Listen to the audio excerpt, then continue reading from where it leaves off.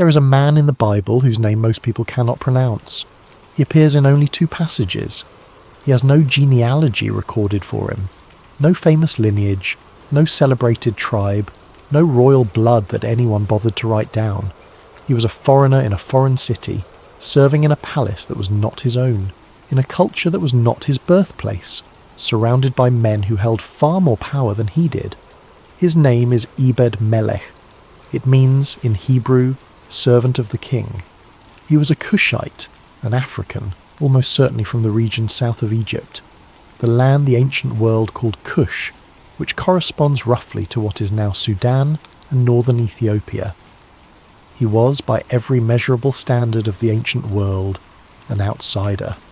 Not a son of Israel, not a member of the covenant community, not a prophet, not a priest, not a soldier, not a man whose name would normally be preserved in the sacred texts of a nation.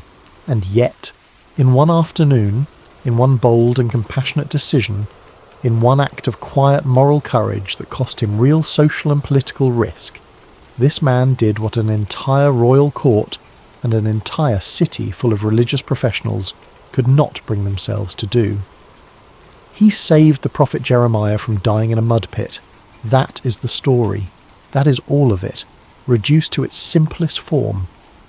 But the reduction does not do it justice, because the layers underneath that simple sentence, the layers of political fear, of institutional cowardice, of the specific texture of courage required to walk into the king's gate and say, out loud, in front of witnesses, that powerful men have done something evil, those layers are what make this story worth telling at length, in the dark, when the world is quiet and the mind is open.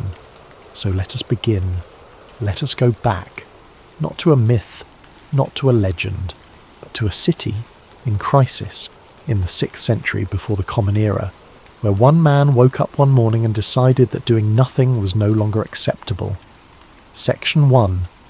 Jerusalem on the Edge.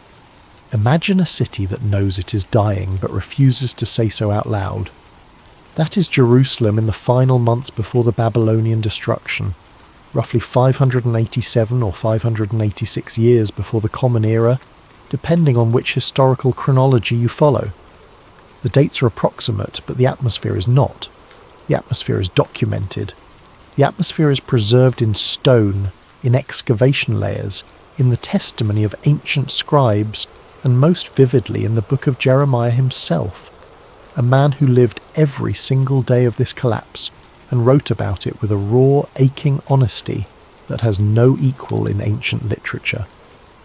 To understand what is happening to Ebed Melech, you first have to understand what is happening to the city around him. Babylon is not on the horizon. Babylon has already arrived. King Nebuchadnezzar II of Babylon, one of the most powerful military commanders the ancient world had ever produced, had already besieged Jerusalem once before. He had already taken captives back to Babylon in an earlier deportation. He had already installed a puppet king, a man named Zedekiah, as the ruler of what remained of the kingdom of Judah. Zedekiah was not a strong man. He was a man perpetually caught between pressure and paralysis, between the voice of the prophet telling him one thing and the voice of his court officials telling him another, and he never quite had the backbone to choose a side and hold it. Now, in this final siege, the Babylonian army has encircled the city completely. The walls are holding, the gates are sealed, but the food supply is running out. The cisterns are running low. People in the streets of Jerusalem are dying not from swords, but from starvation. The text of Jeremiah tells us this directly. Bread is almost gone. The situation inside the city walls has become desperate in a way that is difficult to fully comprehend across the distance of 26 centuries. And into this pressure cooker, the prophet Jeremiah is still speaking. That is important. That is the thing that makes Jeremiah so remarkable and so infuriating to the men in power around him.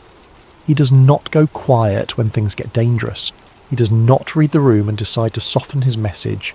He does not tell people what they want to hear. He tells them what he believes is the actual truth, which in this case is this: the city cannot win. The Babylonian army is too powerful. The siege is too complete. The only path that preserves lives is surrender. This is not cowardice on Jeremiah's part. It is not defeatism. It is a theological and strategic assessment that he has been making, consistently and publicly, for years. He has been saying it before the siege began. He has been saying it throughout the siege. He believes, with the conviction of every fibre of his being, that this is what God has told him to say. That the nation's stubborn refusal to acknowledge its own failures, its idolatry, its injustice, its systematic oppression of the vulnerable, has set this course in motion, and the only remaining question is how many more people will die before the rulers accept what cannot be changed. The problem is that this message sounds, to the ears of Jerusalem's political leaders, like treason. Think about it from their perspective for a moment. You're an official in a besieged city. Your entire population is watching you. Morale is the only currency you have left. The soldiers on the walls need to believe there is a reason to keep fighting. The civilians huddled in their homes need to believe that the gates will hold, that something is coming, that resistance means something. And into the centre of this fragile, desperate attempt to maintain collective will, a prophet stands up and says, "Go out to the Babylonians. Stop resisting. Everyone who stays in this city will die by the sword, by famine, or by plague. Everyone who surrenders will live." To the officials, this is not a theological message. It is a psychological weapon aimed directly at the thing they most need to protect, the will to resist. They are not entirely wrong to feel this way. Ancient siege warfare was, in significant part, a psychological operation. If you could convince the population inside the walls that the situation was hopeless, you did not even need to breach the walls. The city would open from the inside. The Babylonian commanders knew this. Everyone knew this. And here is a man inside the city, a man with spiritual influence and a large public following, saying exactly what the enemy would want the population to believe. So the court officials go to King Zedekiah. They make their case. They are insistent. They are probably afraid of Jeremiah, afraid of the population, afraid of the Babylonians, afraid of everything all at once. And they frame their demand in the language of national security. This man is weakening the hands of the soldiers. He is draining the resolve of the people. He must be silenced. The king, being the man he is, does not stand firm. He does not protect Jeremiah. He does not remind his officials that Jeremiah has been speaking uncomfortable truths for decades, and that the pattern of ignoring those truths has brought them to exactly this place. He does the thing he always does. He steps aside. He tells the officials in words that Jeremiah records with what reads like quiet devastation. He is in your hands, for the king can do nothing against you. The king of Jerusalem, in the final days of his kingdom, confesses out loud to his own officials that he is powerless to protect one unarmed man from them. And so they take Jeremiah. Section 2. The pit. There is something about the method the officials choose that deserves very careful attention. They do not execute Jeremiah. They do not put him in a traditional prison cell. They do not publicly denounce him in the marketplace or hold a formal trial. What they choose instead is something more calculated, more deniable, and in many ways more cruel than a simple execution. They lower him into a cistern. To a modern ear, the word cistern might sound like a prison cell or perhaps a well. Let us be specific about what a cistern was in ancient Jerusalem, because the specificity matters to this story. A cistern was a large bottle-shaped pit carved into the bedrock beneath the city, designed to collect and store rainwater. In the rocky, semi-arid climate of ancient Judah, cisterns were essential infrastructure. They were cut deep into the earth, sometimes 10 to 15 feet deep, sometimes considerably more. They were plastered on the inside to prevent water from seeping back into the ground. The opening at the top was narrow, often small enough that only one person at a time could be lowered in or pulled out, by design to prevent evaporation. When not holding water, cisterns held mud. The text of Jeremiah chapter 38 is specific on this point. It tells us that there was no water in the cistern at this time, only mud. and it tells us that when Jeremiah was lowered in by ropes, he sank into the mud. Think about what that means physically. He was not standing on solid ground. He was not sitting in a dry chamber. He was in a dark enclosed pit with mud climbing up his legs, possibly to his waist, in a posture where any shift in position could cause him to sink further. He was in a place where no one outside would hear him if he called out. He was in a place where no one was planning to come back for him. He was in a place specifically designed, by the men who put him there, for him to die without the inconvenience of anyone having to actually kill him. This is the specific horror of what was done to Jeremiah. It was a murder by abandonment, a killing by looking away. It was a method that allowed the officials to tell themselves, and anyone who asked, that they had not executed the prophet. They had simply placed him in custody. And if the mud and the darkness and the cold and the slow failure of his body to sustain itself in that condition happened to end his life, well, that was not their doing. That was the circumstance. This is how institutional evil operates, not always with a sword, sometimes with paperwork, sometimes with a change in administrative classification, sometimes with a decision to look away at a particular moment, and a policy of not asking certain questions, and a bureaucratic language that distances the actor from the consequence. The officials of Jerusalem did not have bureaucratic paperwork, but they had a cistern, and they had ropes, and they had the king's tacit permission, and they had a very practiced ability to not think too hard about where the logic of their decision was leading. Now Jeremiah is in the pit. The city continues above him. The Babylonian siege continues. The king holds his fragile court. The officials conduct their affairs. The soldiers stand on the walls. People starve quietly in their homes. And at the bottom of a muddy pit somewhere beneath the palace grounds of Jerusalem, one of the greatest prophetic voices in all of human religious history is slowly being killed by silence and mud. The text does not tell us how long he was down there. It does not give us hours. It gives us a narrative sequence that moves quickly in the reading, but may have represented an agonizing passage of real time.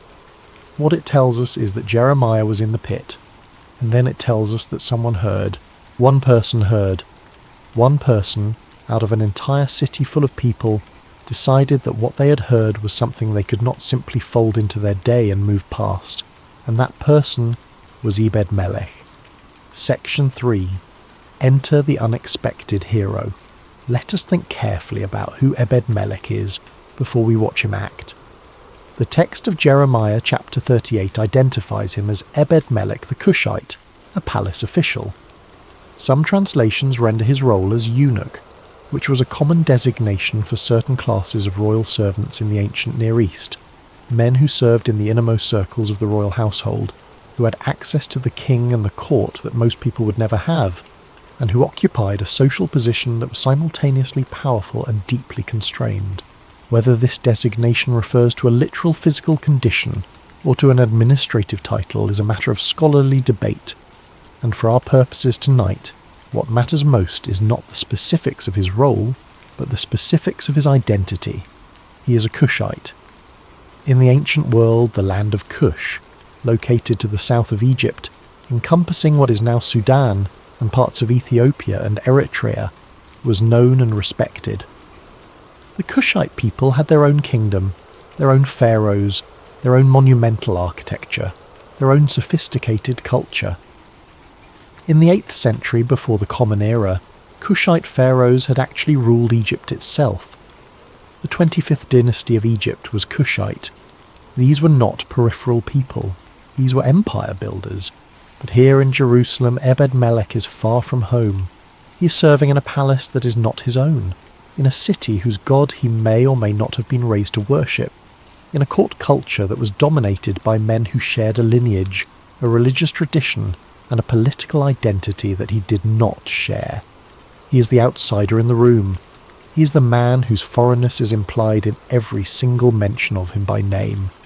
The Cushite is how the text always identifies him, as though his point of origin is important to the story, as though it is part of the meaning. And it is. Because the people who do not act in this story, the officials who threw Jeremiah into the pit, The king who looked away, the religious leaders who stayed silent, the soldiers who kept their heads down, the general population of a city in crisis who could not afford to spend political capital on one imprisoned prophet. All of those people were insiders. They were members of the covenant community. They were people who had grown up hearing the words of the Torah, who knew the name of this God, who had prayed in the temple, who had been circumcised into the tradition, who had everything in the world of religious and cultural formation that would, theoretically, produce moral courage. And they did nothing. The man who acts is the one with the least institutional belonging. The man who acts is the foreigner. The man who acts is the one who, in the framework of the ancient world, might have been expected to look out for himself and no one else, to keep his head down, not make waves, not draw attention to his foreignness by making bold public accusations against powerful men. That man is the one who moves. Now think about the information he's working with. Ebed-Melech has heard, probably through the complex whisper network intelligence system that always operates inside a royal court, that Jeremiah has been thrown into a cistern. He knows, or can reasonably infer, that the intent is for Jeremiah to die there. He knows who made this decision. He knows the level of power held by the men who made it. He knows that the king himself stood aside and allowed it to happen. He knows all of this.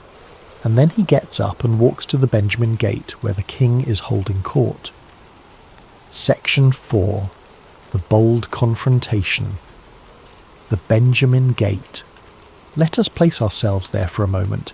It is one of the major gates of Jerusalem, one of the points where the city opens to the outside world, or in this case, one of the points where the court and the populace interface.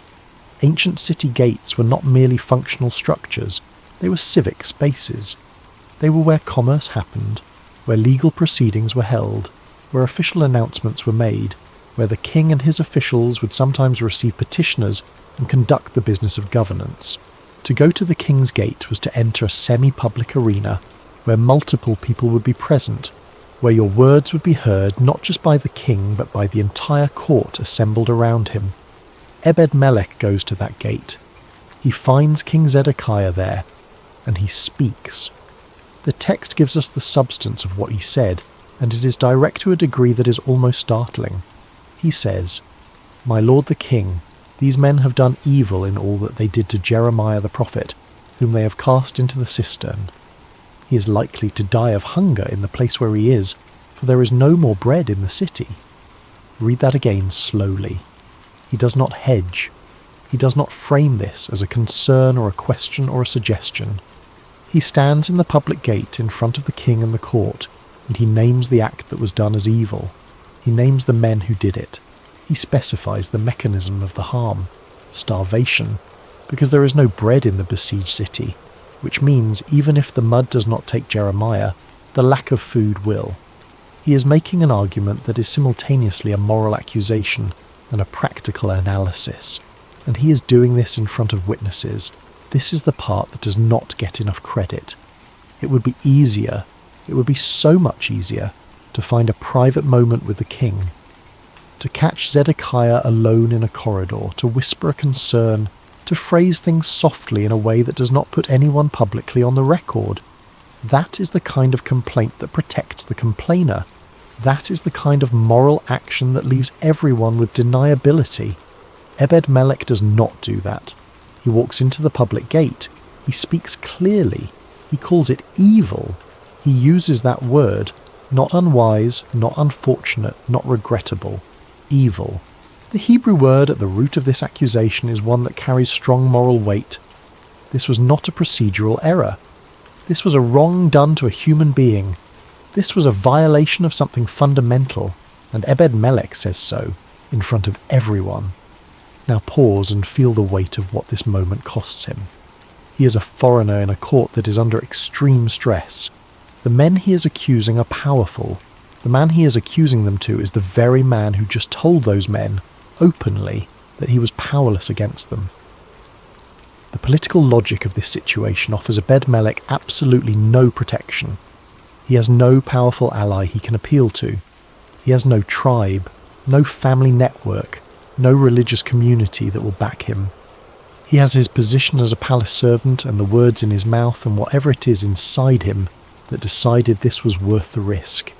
He stands there and he says it anyway. And here is the thing about King Zedekiah that makes this scene almost unbearably human in its complexity. The king listens.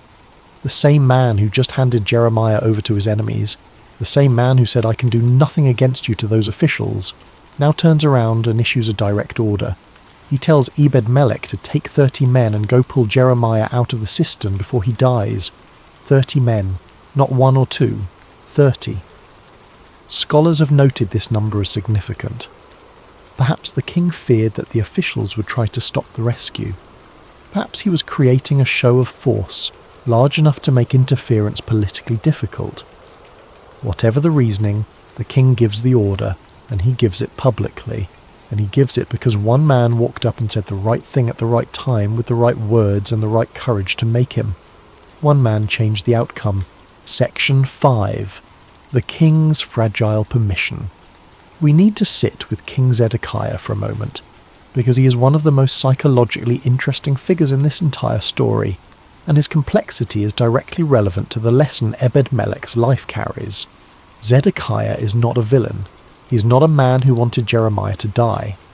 The text, when you read it carefully and in full context, paints a picture of a king who actually had a degree of respect for Jeremiah, who consulted him privately on multiple occasions, who believed to some extent that Jeremiah was speaking real truth.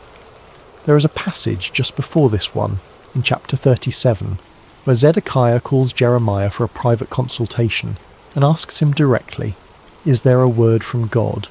And Jeremiah answers him honestly, and the king does not harm him. He actually keeps Jeremiah in a slightly less harsh form of custody than what the officials were demanding. So this is not a king who hated the prophet. This is a king who knew, probably, that the prophet was right. This is a king who was trapped between the advice he was receiving from powerful officials whose cooperation he needed to maintain his rule, and the voice of a man who kept saying things that made the officials furious, and that also happened to be true. When Zedekiah says, "I can do nothing against you," that is not the statement of a tyrant. That is the confession of a man who has traded away his moral independence piece by piece in exchange for political stability, and who now finds himself in a situation where he no longer possesses the authority to act on what he knows to be right, because he has spent that authority maintaining peace with people who are wrong. This is a very human condition. This is a very recognizable failure mode. The gradual erosion of moral autonomy through a long series of small compromises, each one justifiable in isolation, until the day comes when you discover that you cannot protect an innocent man from your own officials, because you have made yourself too dependent on those officials to challenge them, and then Ebed-Melech walks in, and something happens. Perhaps it is the public nature of the accusation, the fact that Ebed-Melech has said the word evil out loud in the gate, and that word is now out there in the world and cannot be taken back. Perhaps it is the specificity of the argument, the practical point that Jeremiah will die of hunger, because there is no bread, that the timeline is immediate, that this is not a theoretical injustice but an active one happening right now. Perhaps it is something in Ebed-Melech's bearing, in the directness of his words, in the moral authority that comes from a person who is genuinely unafraid because they know they are right. Whatever it is, the king responds. And this is perhaps the most important lesson embedded in this moment, for anyone who has ever felt that speaking to the powerful was pointless. Even a weak king can be moved. Even a king who has surrendered most of his moral independence to the people around him still has a residual capacity to do the right thing when someone walks in and names the wrong thing clearly enough. The door of conscience is almost never entirely sealed. It may be stuck. It may be nearly impossible to open. But Ebed-Melech finds the right words and the right moment and the right public forum, and he pushes it open. Permission is granted. 30 men are assigned. The rescue begins. Section 6. Compassion in the details. This is the part of the story that undoes me, personally, every time I read it. Ebed-Melech has the men. He has the authorization. He has the ropes. He knows where the cistern is. He could go directly to the cistern, lower the ropes and pull Jeremiah out. That would be the rescue. That would be the task completed. That would be sufficient. Instead, he stops. He goes to a storehouse under the treasury of the palace. The text says he takes old rags and worn-out cloth from there, and then he goes to the cistern. And before he lowers the ropes to Jeremiah, he lowers the rags. And he calls down into the pit, down into the dark, down to wherever Jeremiah is standing in the mud. And he says, "Put these rags and worn-out cloth between your armpits and the ropes, so that the ropes will not cut into his skin." That is the detail. That is the thing that Ebed-Melech stopped to think about in the middle of an urgent rescue mission in a city under siege, with 30 men around him, and the knowledge that the same officials who threw Jeremiah into the pit are still somewhere in the palace. He stopped to think about whether the ropes would hurt. He thought about the pain. He thought about what it would feel like for a man who had already been lowered into a muddy pit and left there to die, possibly for hours or days, to then have a rope drawn tight under his arms and pulled upward through his own body weight. He thought about the skin. He thought about the chafing. He thought about the specific, preventable discomfort that would come from pulling a human being out of a pit without padding. And he got rags. Old rags. Worn cloth. Soft things. Used things. Things that had been softened by time and use. Things that would sit gently between rope and skin without adding their own harshness to an already harsh situation. In the middle of a crisis, in a besieged city, with political enemies who might come to interfere at any moment, with a king whose permission could theoretically be rescinded, with an urgent need to complete this task before something changes, he stopped for the rags. Ebed-Melech got the rags. I want you to think about what kind of moral imagination it takes to do that. Because the rescue was the big action, the bold action, the visible action. Walking to the king's gate and naming the evil, that was the act of courage. The rags are something else. The rags are the act of seeing. They are what happens when your care for another person is not merely functional, but genuinely attentive, genuinely present to the specific humanity of the person in front of you. The rags are what happens when you do not merely want to help someone, but when you have actually thought, in detail, about what it is like to be them.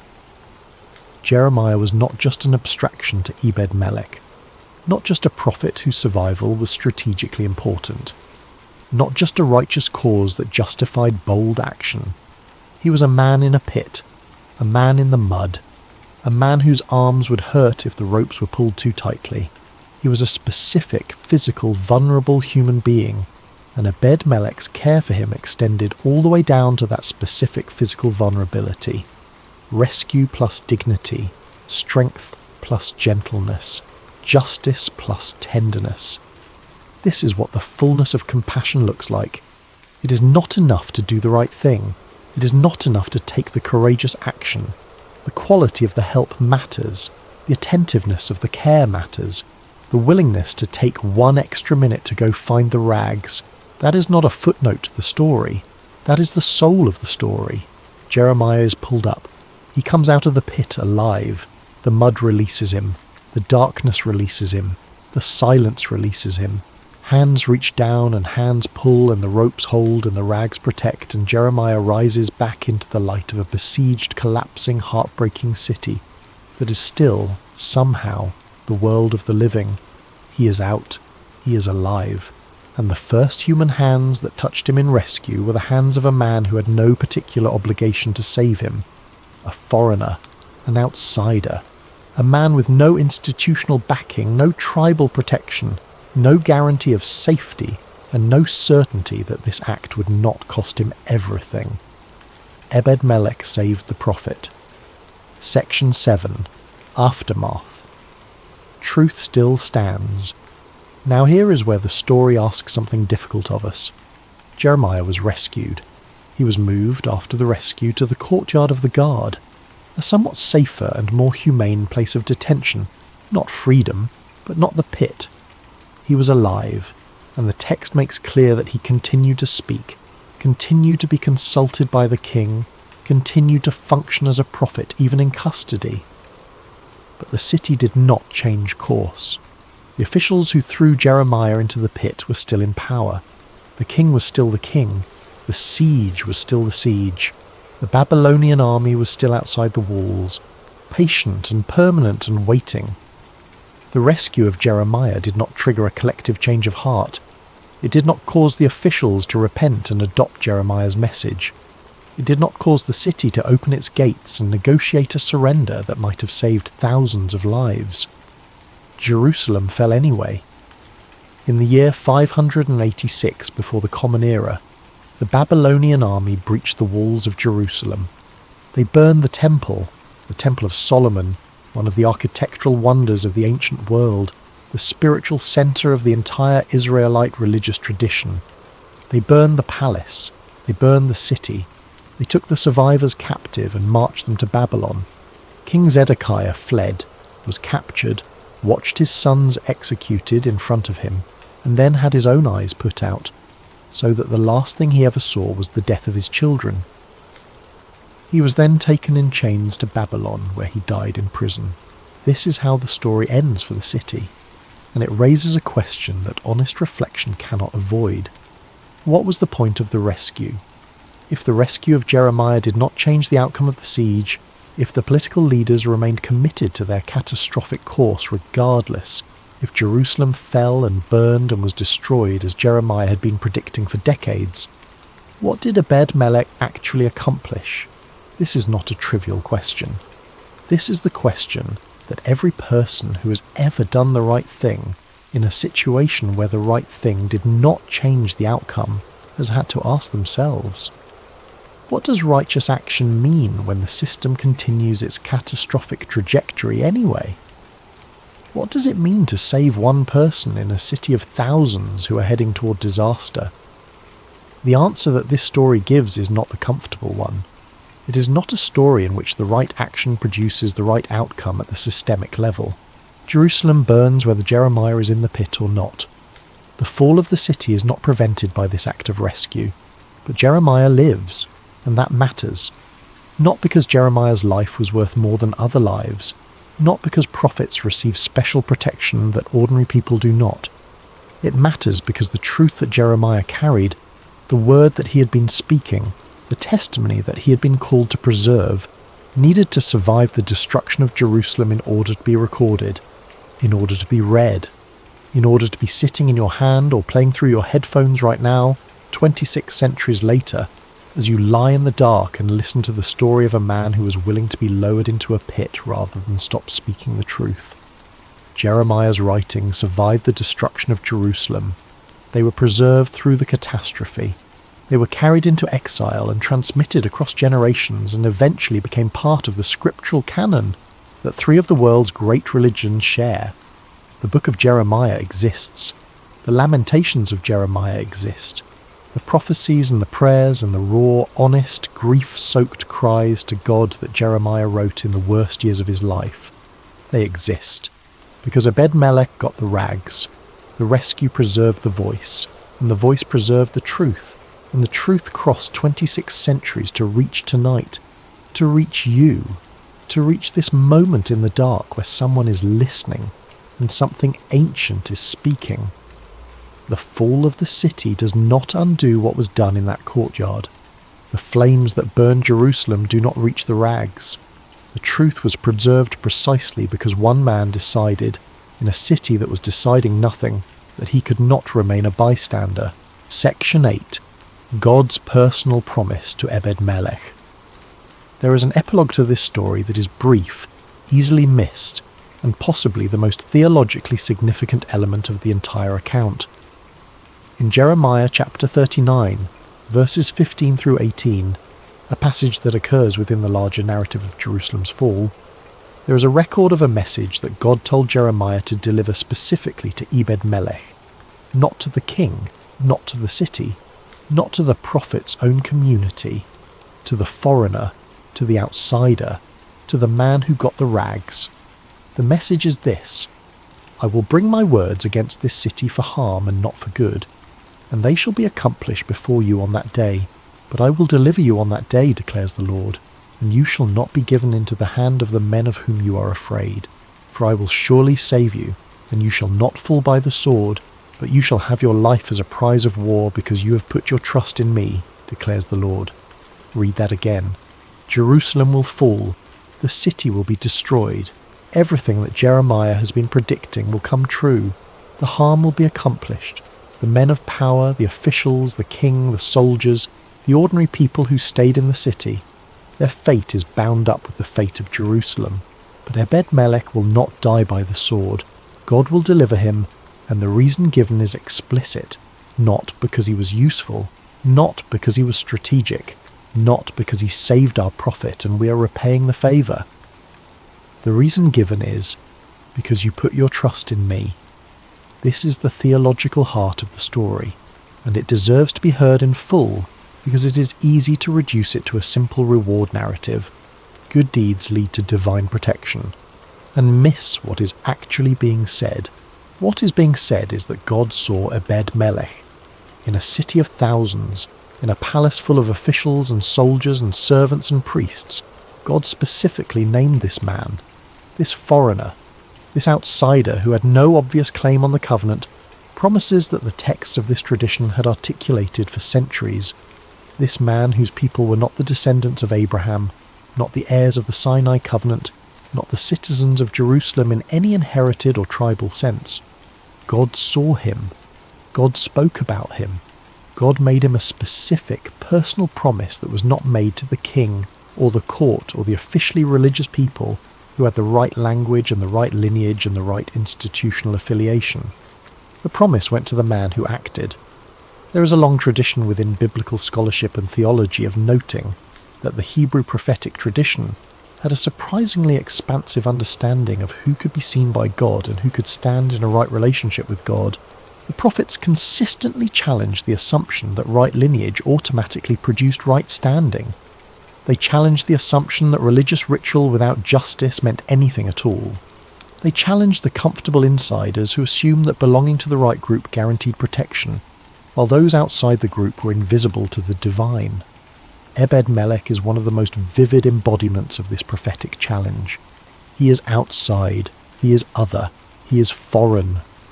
And God names him by name and says, "I will save you because you trusted me." The courage to act in the name of what is right, the courage to protect the vulnerable, to stand in the public gate and name the evil, to get the rags, to care about the skin. That courage is, in this text, recognized as an act of trust. Not merely trust in an institution or a doctrine or a tradition, but trust in the fundamental moral structure of reality. Trust that doing the right thing, even when it costs you, even when the city is burning, even when the outcome is not in your control, trust that it matters. God says, "I saw it. It mattered." Section 9. The world Ebed-Melech inhabited. A deeper look at Cush and context. To fully honour this story, we need to take one more look at where Ebed-Melech came from, because the ancient kingdom of Cush deserves more than a footnote. The land of Cush, in the ancient world, was a civilization of extraordinary sophistication and power. It lay south of Egypt, along the Nile, in the region that is now Sudan and northern Ethiopia. Its people built their own pyramids. There are actually more pyramids in Sudan today than in all of Egypt, a fact that surprises most people when they first encounter it. The Kushite pyramids are narrower, taller, more steeply angled than the Egyptian ones, but they are just as monumental, just as carefully constructed, just as expressive of a civilization that understood both engineering and the sacred.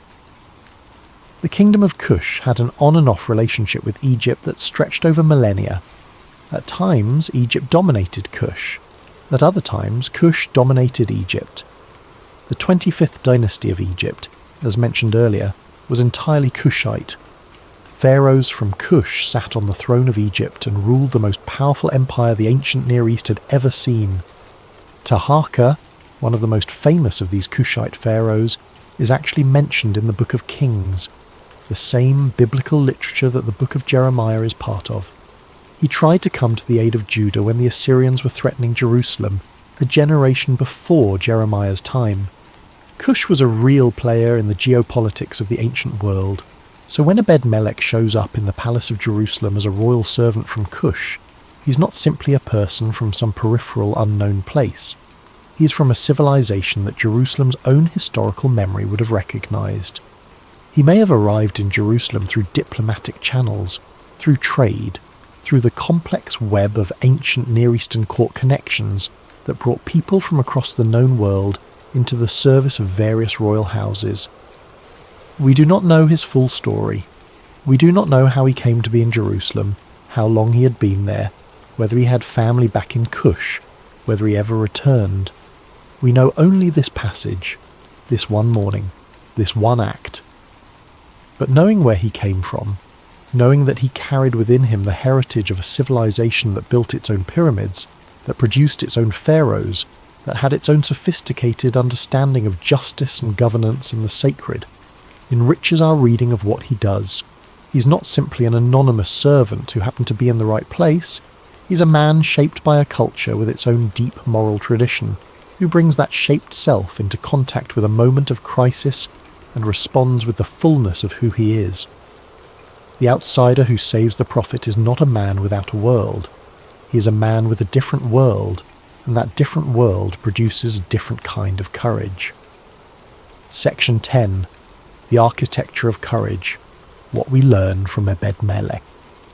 Let us spend some time now with the architecture of what Ebed-Melech did. Not just what he did, but how he did it. Because the mechanics of his moral action teach us something that abstract principle alone cannot. First, he received information, and he did not normalize it. Someone told him what happened to Jeremiah, or he heard it through the court. The information arrived. And what happens, in most institutional contexts when information about an injustice arrives, is that the recipient goes through a process of normalization. They file it. They contextualize it. They remind themselves of everything they cannot do. They remind themselves of all the reasons this is not their problem, all the ways their involvement would be complicated, all the things they have to lose and how little they might actually be able to change. And then they go on with their day. Ebed-Melech did not normalize it. The text does not tell us about an extended period of deliberation. It does not tell us about sleepless nights of internal wrestling. It says he heard, and then he went to the king's gate. The action followed the information without a long pause for self-protection to set in. He heard, and he moved. There is a lesson in that rhythm. The longer we sit with information about an injustice before acting, the more time we give the self-protective machinery inside us to build a case for inaction. The more justifications accumulate, the more reasons pile up. The window of moral urgency, the moment when our conscience is loudest and our calculations about personal cost are quietest, is often brief. Ebed-Melech seems to have moved while that window was open. Second, he named what he saw with moral precision. He did not say, "I have some concerns about recent decisions regarding the prophet Jeremiah." He did not say, "Perhaps there might be a question about the treatment of the prisoner in the cistern." He did not use administrative language that obscured the moral reality. He said, "These men have done evil. Evil." The word matters. The precision matters. When we soften our moral language to make it more politically comfortable, we often inadvertently soften the urgency of the situation. We allow listeners to hear a concern rather than an accusation. We allow decision makers to respond with a process rather than an action. Ebed-Melech names the thing clearly, and that naming creates a different kind of demand. You cannot respond to the accusation of evil with a committee review. You can only act or refuse to act. Third, he chose the public forum. He went to the gate, not a corridor. He spoke in front of witnesses. He created an accountability structure for the king's response by making it impossible for the king to simply ignore the information privately. This was strategic moral courage. It was not merely brave. It was tactically intelligent. He understood that the king's weakness was susceptibility to social pressure, and he used that understanding to create pressure in the direction of the right action. Fourth, he did not stop at the big action. The rags. This is the fourth pillar. He completed the task with the same quality of attention that he brought to initiating it. He did not save Jeremiah heroically, and then hand him off to others to finish the job. He saw the entire rescue through, with care, to its most granular detail. He thought about the skin. He provided for the skin. The big action and the small action received equal moral investment. This is the complete architecture of what he did, and laid out this way, it is not mysterious or superhuman. It is teachable. It is reproducible. It is available to anyone in any century, in any culture, who is willing to receive information about an injustice and not normalize it, name it clearly, choose a public forum when possible, and care about the smallest details of how help is given. Section 11. The themes that carry this story. There are 4 themes in this story that cut across time and culture with the force of something permanently true. The first is, moral courage often comes from unexpected places. The expected sources of moral courage in Jerusalem were the king, the priests, the military leaders, the senior prophets, the elders at the gate. These were the men with the institutional authority and the public platform and the social legitimacy. These are the men who should have stood up for Jeremiah. None of them did. The man who stood up was the one no one would have predicted. The foreigner. The outsider. This pattern appears over and over in history. The people who act when everyone else does not are rarely the people you would have selected in advance as the most likely heroes. They are often people who, precisely because they are less embedded in the existing system, have less to lose by challenging it. They are often people whose outsider status gives them a clearer view of the system's failures, because they are not so invested in the system's self-image that they cannot see what it is actually doing. They are often people who have cultivated, through some combination of character and circumstance, a capacity to see a human being in front of them rather than an institutional problem. The second theme is, doing right often requires accepting social cost. Ebed-Melech did not get to act anonymously. He did not get to be a quiet hero who arranged Jeremiah's rescue through back channels while maintaining good relationships with everyone. He walked to the gate and he said the words, and the words were heard, and the words meant something about what he believed and where he stood. He accepted exposure. He accepted the possibility that the officials who had thrown Jeremiah into the pit might now view him as an enemy. He accepted the risk of becoming the kind of person in the court who makes powerful people uncomfortable. There is no way to do this kind of thing without accepting that cost, and the acceptance of that cost is not incidental to the moral act. It is part of what makes it a moral act. It is easy to care about justice in the abstract. It costs nothing to hold correct beliefs in private. The act becomes moral at the point where it begins to cost you something, where you could choose the easier path and you do not. The third theme is, compassion is not extra.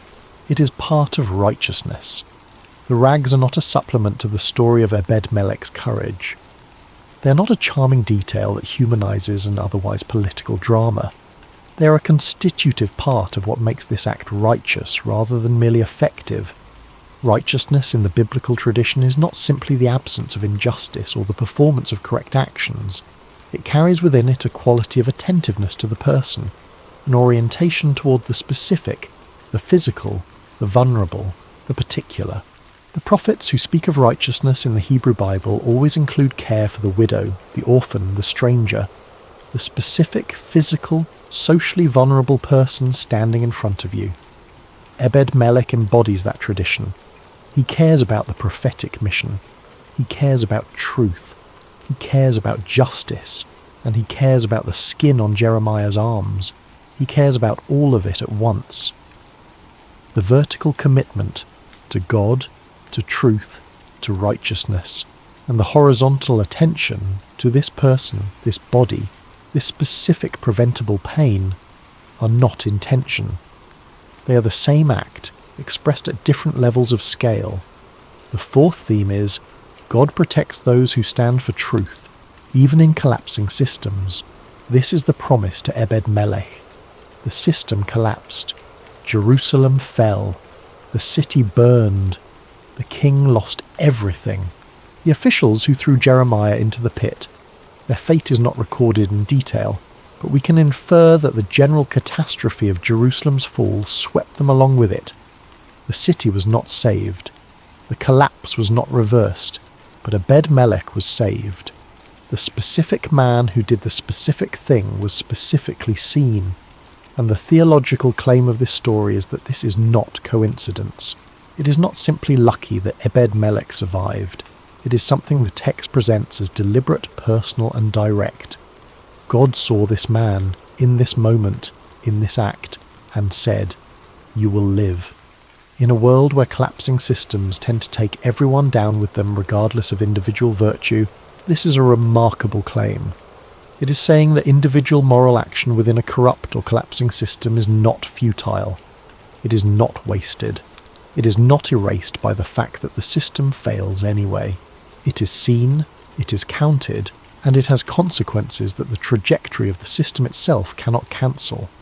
That is an extraordinary thing to believe, and it is the thing that this story asks us to sit with in the dark as the city burns and one man survives who got the rags.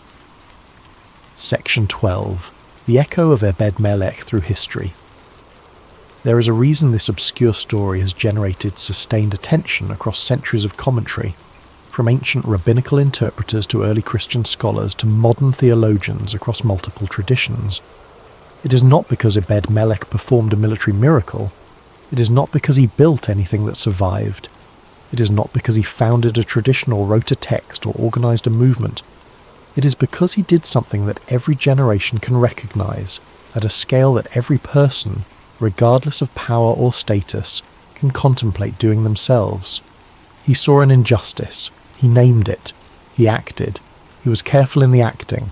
The rabbinical tradition, which preserved and transmitted these texts through centuries of its own exile and dispersion and persecution, found in Ebed-Melech a model for righteous action in adverse circumstances. Some commentators noted the parallel between Ebed-Melech, the outsider who acts while insiders remain passive, and the broader prophetic tradition's consistent insistence that right action is not the exclusive property of any group or lineage. The Gentile who acts righteously in the rabbinical framework becomes something that challenges comfortable assumptions about who is inside the circle of divine attention. Early Christian interpreters found in Ebed-Melech a prefiguration of what they understood as the expansion of God's covenant community beyond its ethnic and national boundaries, the outsider who protects the prophet of God becoming a symbol of something that would later be articulated more fully in their own tradition. African theologians and biblical scholars have found in Ebed-Melech something else, a corrective to centuries of interpretation that rendered African figures in the Bible invisible, peripheral, or merely functional. The deliberate identification of Ebed-Melech as a Cushite, his preservation by name in the sacred text, his receipt of a personal divine promise, these are not incidental. They are saying something about who is seen. They are saying something about the width of divine attention. And across all of these interpretive traditions, the rags keep appearing. Every serious engagement with this story eventually stops at the rags. The commentators notice them. The preachers cite them. The theologians find in them a principle about the quality of care that cannot be derived from any abstract statement about righteousness. You have to look at Ebed-Melech going to the storehouse. You have to watch him sort through the old cloth. You have to hear him calling down into the pit. Put these under your arms. That detail survives 26 centuries. That detail is still being discussed by people in universities and seminaries and churches and synagogues and living rooms and podcast studios right now, today, in the year of this recording. A man got rags for a prophet in a pit, and the world has not been able to forget it. Section 13. Jeremiah and Ebed-Melech. A meditation on the relationship. The text does not tell us what Jeremiah and Ebed-Melech said to each other. It does not record the moment when Jeremiah's feet came free of the mud, and his body was lifted into the air, and the light returned to his face. It does not tell us whether they embraced or whether words were exchanged, or whether Jeremiah simply stood there, covered in mud and exhaustion, and looked at the man who had come for him. But we can think about it. Jeremiah had been in that pit, in the dark, in the mud, in the silence, and no one had come. The court officials who had thrown him in were not coming. The king who had permitted it was not coming. The religious leaders of the city were not coming. The soldiers were not coming. Whatever community of supporters Jeremiah might have had was apparently either unable or unwilling to act. And then the rags came down. Before the rope, the rags. Before the rescue, the care for what the rescue would feel like. Before anyone pulled him up, someone thought about his arms. What does it do to a person, in extremity, to experience that specific quality of attention? What does it do to receive help that is not merely functional but genuinely tender? What does it mean to discover, in the lowest and most isolated moment of your life, that someone thought about the ropes? We cannot know what it did to Jeremiah. We cannot hear his voice in that moment, but the book of Jeremiah contains prayers and laments and cries to God that are among the most raw and honest in all of religious literature.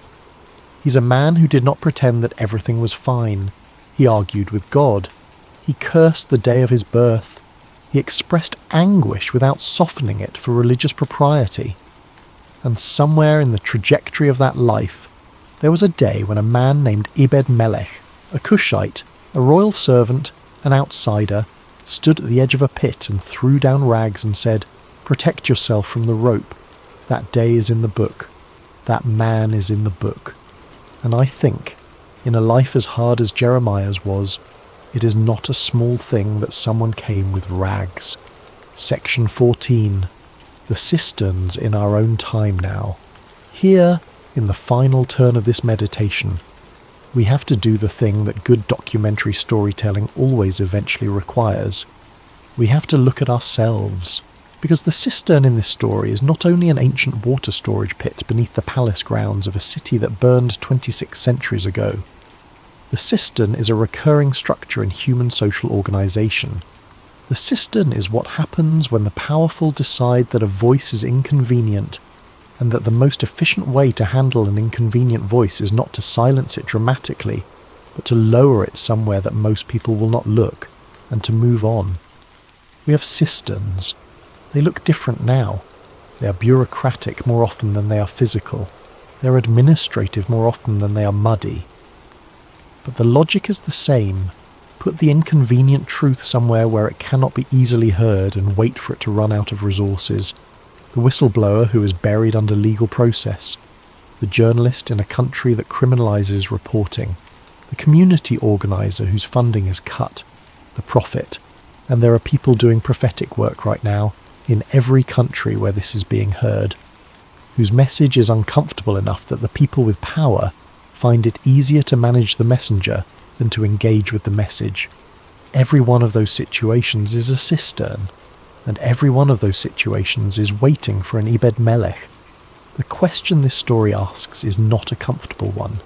It is not, will you remember the brave thing that a Cushite official did in Jerusalem in the 6th century? It is not, isn't it interesting what happened to Jeremiah? The question is, if you heard that someone was in the pit, what would you do with that information? Would you normalise it? Would you file it under things that are too complicated for me to address right now? Would you tell yourself that you're not powerful enough, not positioned well enough, not the right person, not in a situation where your action could actually change anything? Or would you go to the gate?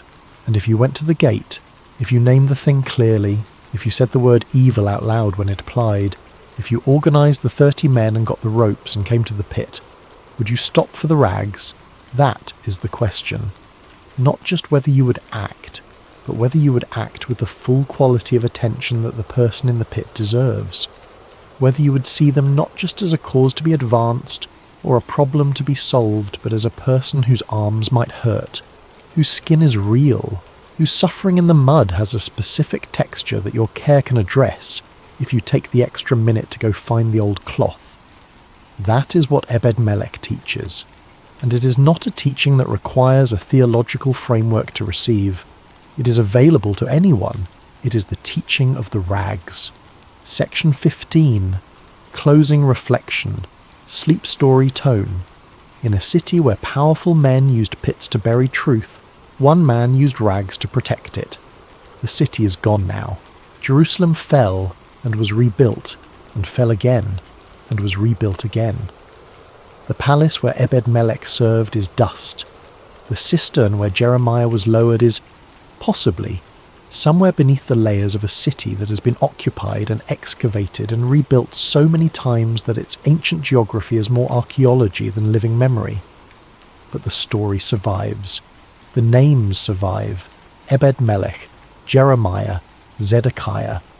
The names of the officials, Shephatiah, Gedaliah, Jehukal, Pashhur, men who made a decision to lower a prophet into a pit. Their names survive too, though not the way they might have hoped.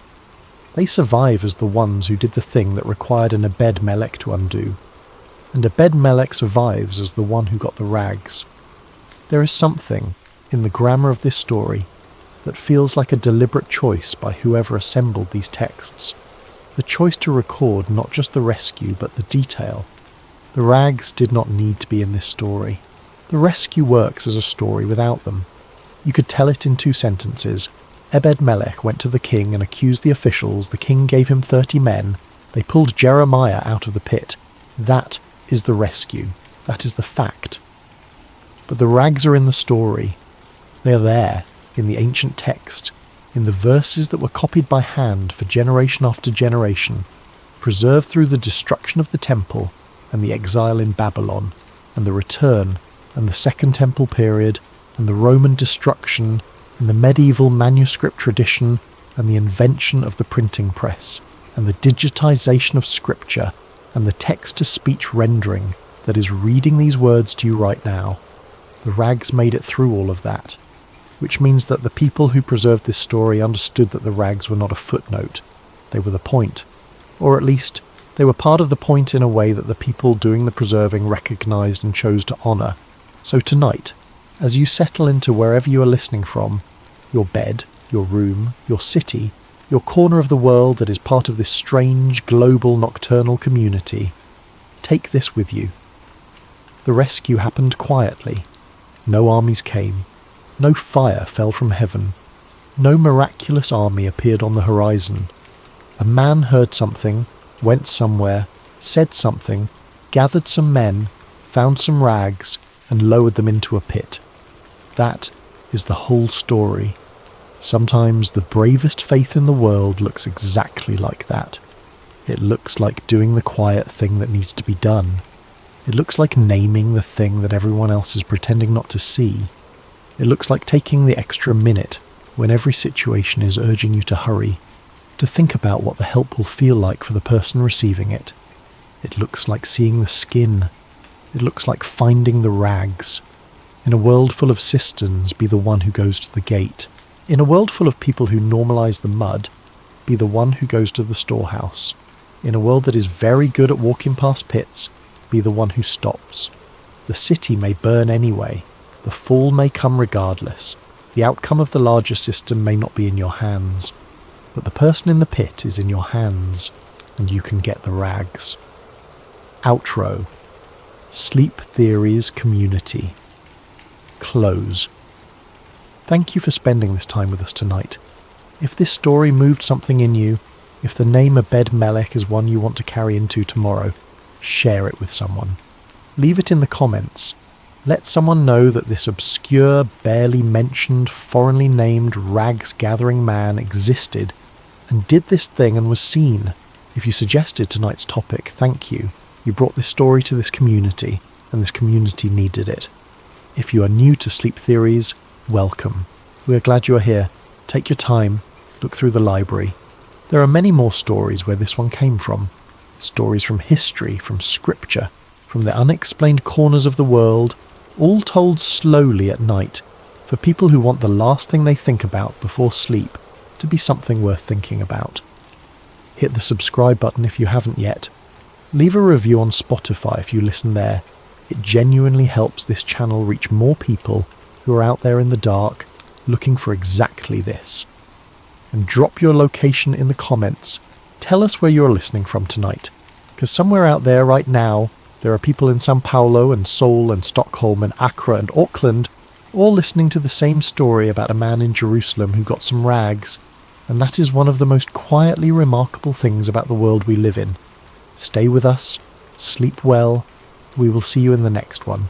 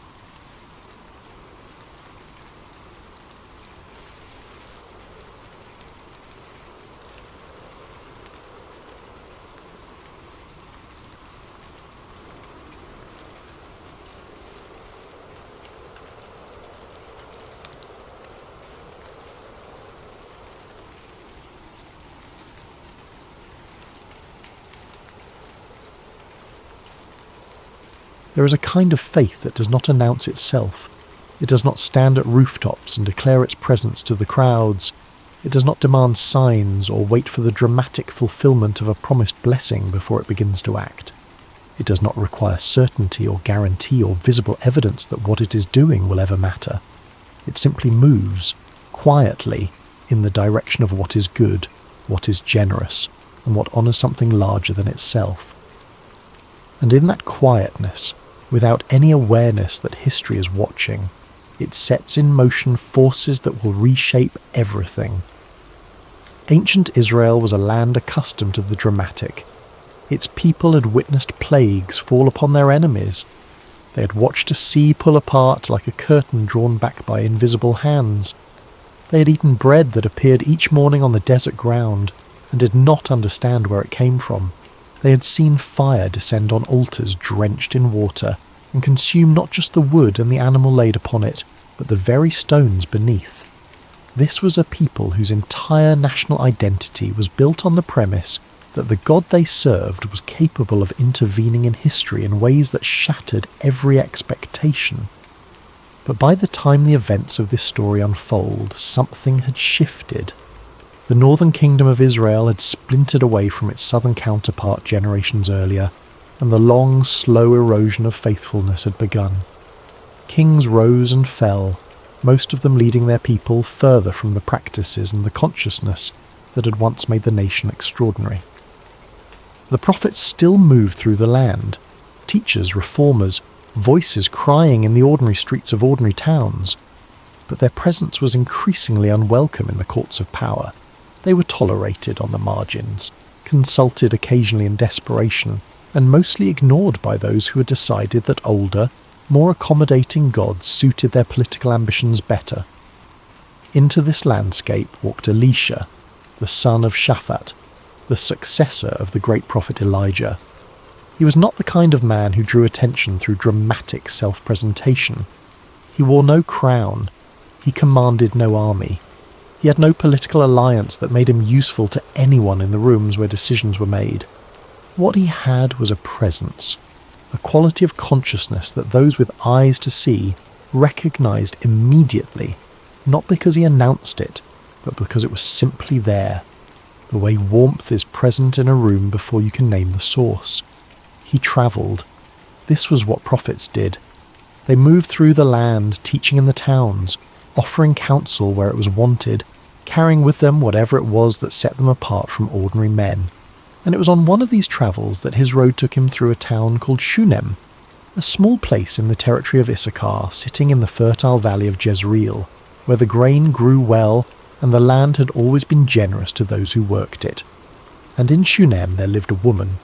She's never named in the text.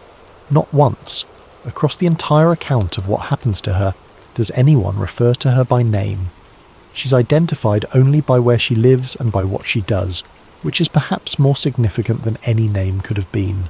She is identified by her actions, and her actions tell us everything we need to know. The text calls her a great woman, and this word in the Hebrew carries layers of meaning that a simple translation cannot fully capture. It suggests wealth, certainly. The narrative makes clear that her household is prosperous, that her husband is a man of means, that she has servants and resources at her disposal. But the word also carries connotations of significance, of weight, of a person whose presence in a community is felt in ways that go beyond material circumstances. She was great in the sense that she occupied meaningful space in the life of those around her. She was a person who mattered, and she was perceptive. This is perhaps the quality the narrator most wants us to understand about her, because it is the quality that sets everything in motion. On the day that Elisha passed through Shunem for the first time, she saw him. Not merely noticed him, saw him. She looked at this travelling teacher and perceived something about him that others might have missed entirely.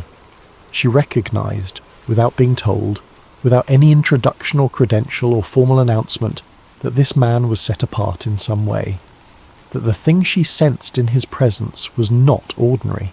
She called him a holy man of God, and this was her own private assessment, formed in the moment of encounter, requiring no external confirmation. This is a remarkable detail. Faith traditions throughout history have produced countless accounts of dramatic supernatural encounters, visions, voices, visitations that arrive with unmistakable force and leave no room for uncertainty. But the Shunammite woman's recognition of Elisha required none of that. It was quiet, interior, perceptive. She read the room, so to speak, and understood something about the man that his outer circumstances did not obviously reveal. This is the first indication of who she is, a person of unusual spiritual sensitivity, capable of seeing beneath the surface of things to whatever is actually present beneath them. And having seen, she acted. Section 2. Hospitality without expectation. The ancient world understood hospitality as a sacred obligation. In cultures where travel was dangerous, where the roads between towns offered little shelter, and where strangers were entirely dependent on the goodwill of those they encountered, the practice of welcoming guests was not simply a social courtesy. It was a moral and religious duty. To feed a traveller, to offer rest, to provide shelter for even one night was considered an act of profound significance, carrying with it a weight of meaning that modern sensibilities, surrounded by hotels and restaurants and transportation networks, can barely reconstruct. The woman of Shunem understood this. But what she did went beyond the minimum that cultural expectation would have required. The text says that she urged him, that word suggesting not a casual offer but an insistence, a pressing, a genuine desire to provide rather than merely to fulfill an obligation. Elisha was passing through her town and she stopped him. She brought him into her home, she fed him. And from that first encounter forward, whenever his travels brought him through Shunem, he stopped there to eat. A rhythm was established, a pattern. Something that might have been easy to overlook in the accounting of dramatic events was quietly developing in this ordinary town between this unnamed woman and this travelling prophet.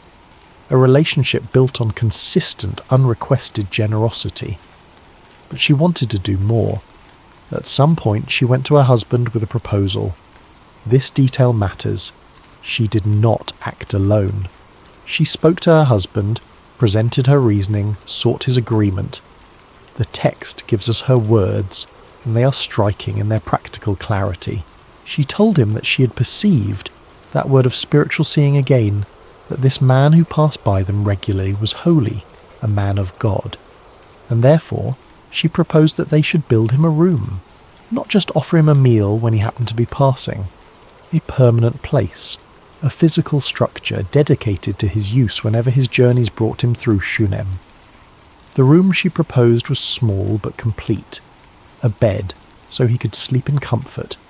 A table, so he could work or eat. A lamp, so he could read or write in the evening hours.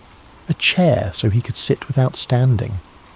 These 4 things, bed, table, lamp, chair, are enumerated in the text with a specificity that feels almost domestic in its attention to detail.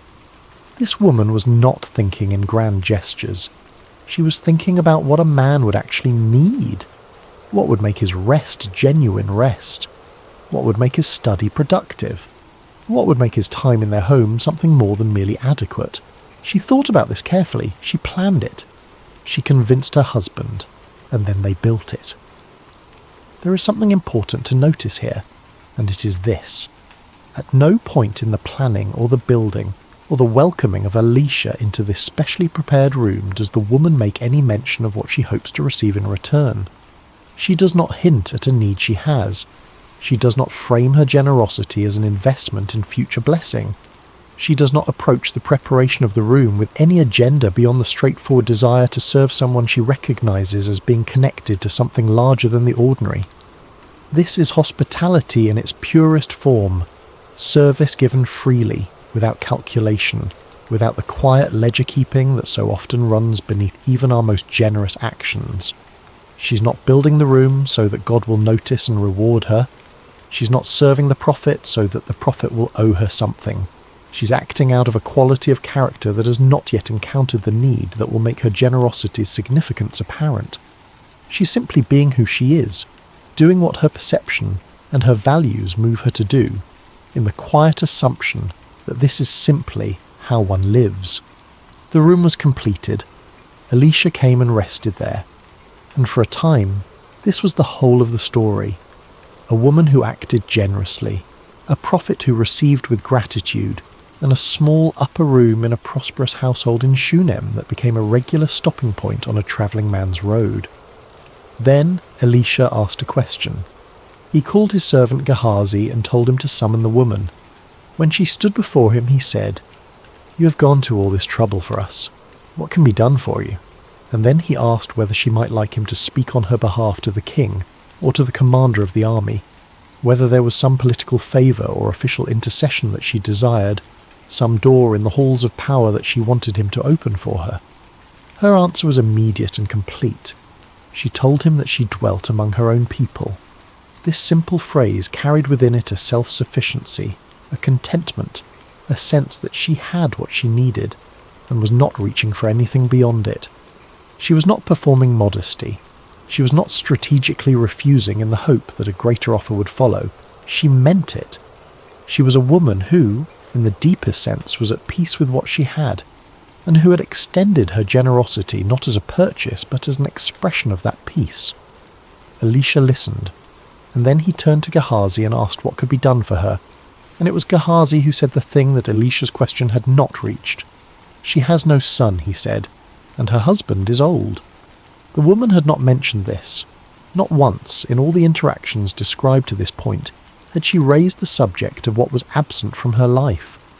Whatever she carried in private, whatever ache accompanied the recognition that she had material abundance and a kind husband and a prosperous household, and still lacked the thing that her culture considered the most essential mark of a woman's fullness and purpose. She had kept that quietly within herself. She had not made it the centre of her interactions with Elisha. She had not used her hospitality as a bargaining chip for the blessing she most needed. But Gehazi saw it, and having seen it, he told his master. Section 3. A promise. Unexpected. There is a kind of hope that becomes too dangerous to hold, when something has been wanted long enough and not received, when the absence of it has been accommodated and rationalised and finally, painfully, accepted as simply the shape of one's life. The prospect of hope, arriving unexpectedly, is not always experienced as joy. Sometimes it is experienced as danger, because to hope again means to be vulnerable again to the specific pain of not receiving, and that is a pain that, once survived, one does not approach carelessly. The woman of Shunem had made peace with her childlessness. This was not the peace of someone who had never wanted anything different. It was the harder peace of someone who had wanted and waited and eventually organised her interior life around an acceptance of what was. She had a husband, though he was old. She had prosperity which she used generously. She had a community, among whom she dwelt with apparent belonging. She had her faith, expressed in the way she lived. She had, by the standards of any honest accounting, a life of meaning and richness, and she had learned to hold that meaning and richness without making it contingent on the thing she did not have. Which is why, when Elisha called her to stand in the doorway of the room they had built for him, and told her that at this season of the following year she would embrace a son, she pushed back. "Do not lie to your servant," she said. "This is not the response of a woman without faith. This is the response of a woman who has experienced the specific grief of hope, deferred long enough that she has learned to protect herself from false comfort." She was not telling Elisha that she doubted his power. She was telling him that she could not afford to let herself believe something that might not happen, that the cost of hoping and being disappointed was one she had already paid and could not easily pay again. But notice what she did not do. She did not argue further. She did not demand a sign or a guarantee. She did not refuse the word. She simply expressed with honest directness the fragility that lay beneath her composed exterior, and then she went back to her life, and the next year, at the appointed time, she conceived and bore a son. Exactly as the word had said, exactly on the schedule the prophet had named. The fulfillment of the promise was precise, unhurried, and complete. There is a quality to this kind of fulfillment that defies adequate description. When something you had surrendered returns, when a hope you had buried out of self-protection begins to breathe again, the joy of it carries within it the memory of the grief, and this combination of past loss and present arrival makes the experience more layered, more complex, and ultimately more meaningful than a straightforward answered prayer could have been. She had waited. She had stopped waiting. She had organised her life without the thing she once wanted, and now it was here, small and new and utterly real in her arms. Her son grew. This is all the text tells us about the years that followed. He grew, which is to say time passed, which is to say the miracle settled into ordinary life and became the background against which everyday moments unfolded. He was not a miracle to be observed from a distance. He was a child to be fed and held and taught, a presence that filled the rooms of the house, in the interior of his mother's heart with the particular kind of weight that only something long desired and finally received can carry. She had heard the impossible and received it, and for a while that was everything. Section 4. The miracle becomes ordinary life. The philosopher Simone Weil once wrote that attention is the rarest and purest form of generosity.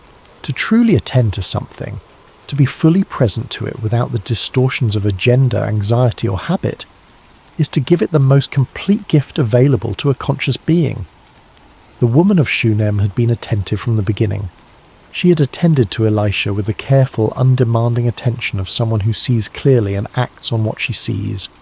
And now she attended to her son with the particular quality of presence that only a parent who has waited long for a child can offer.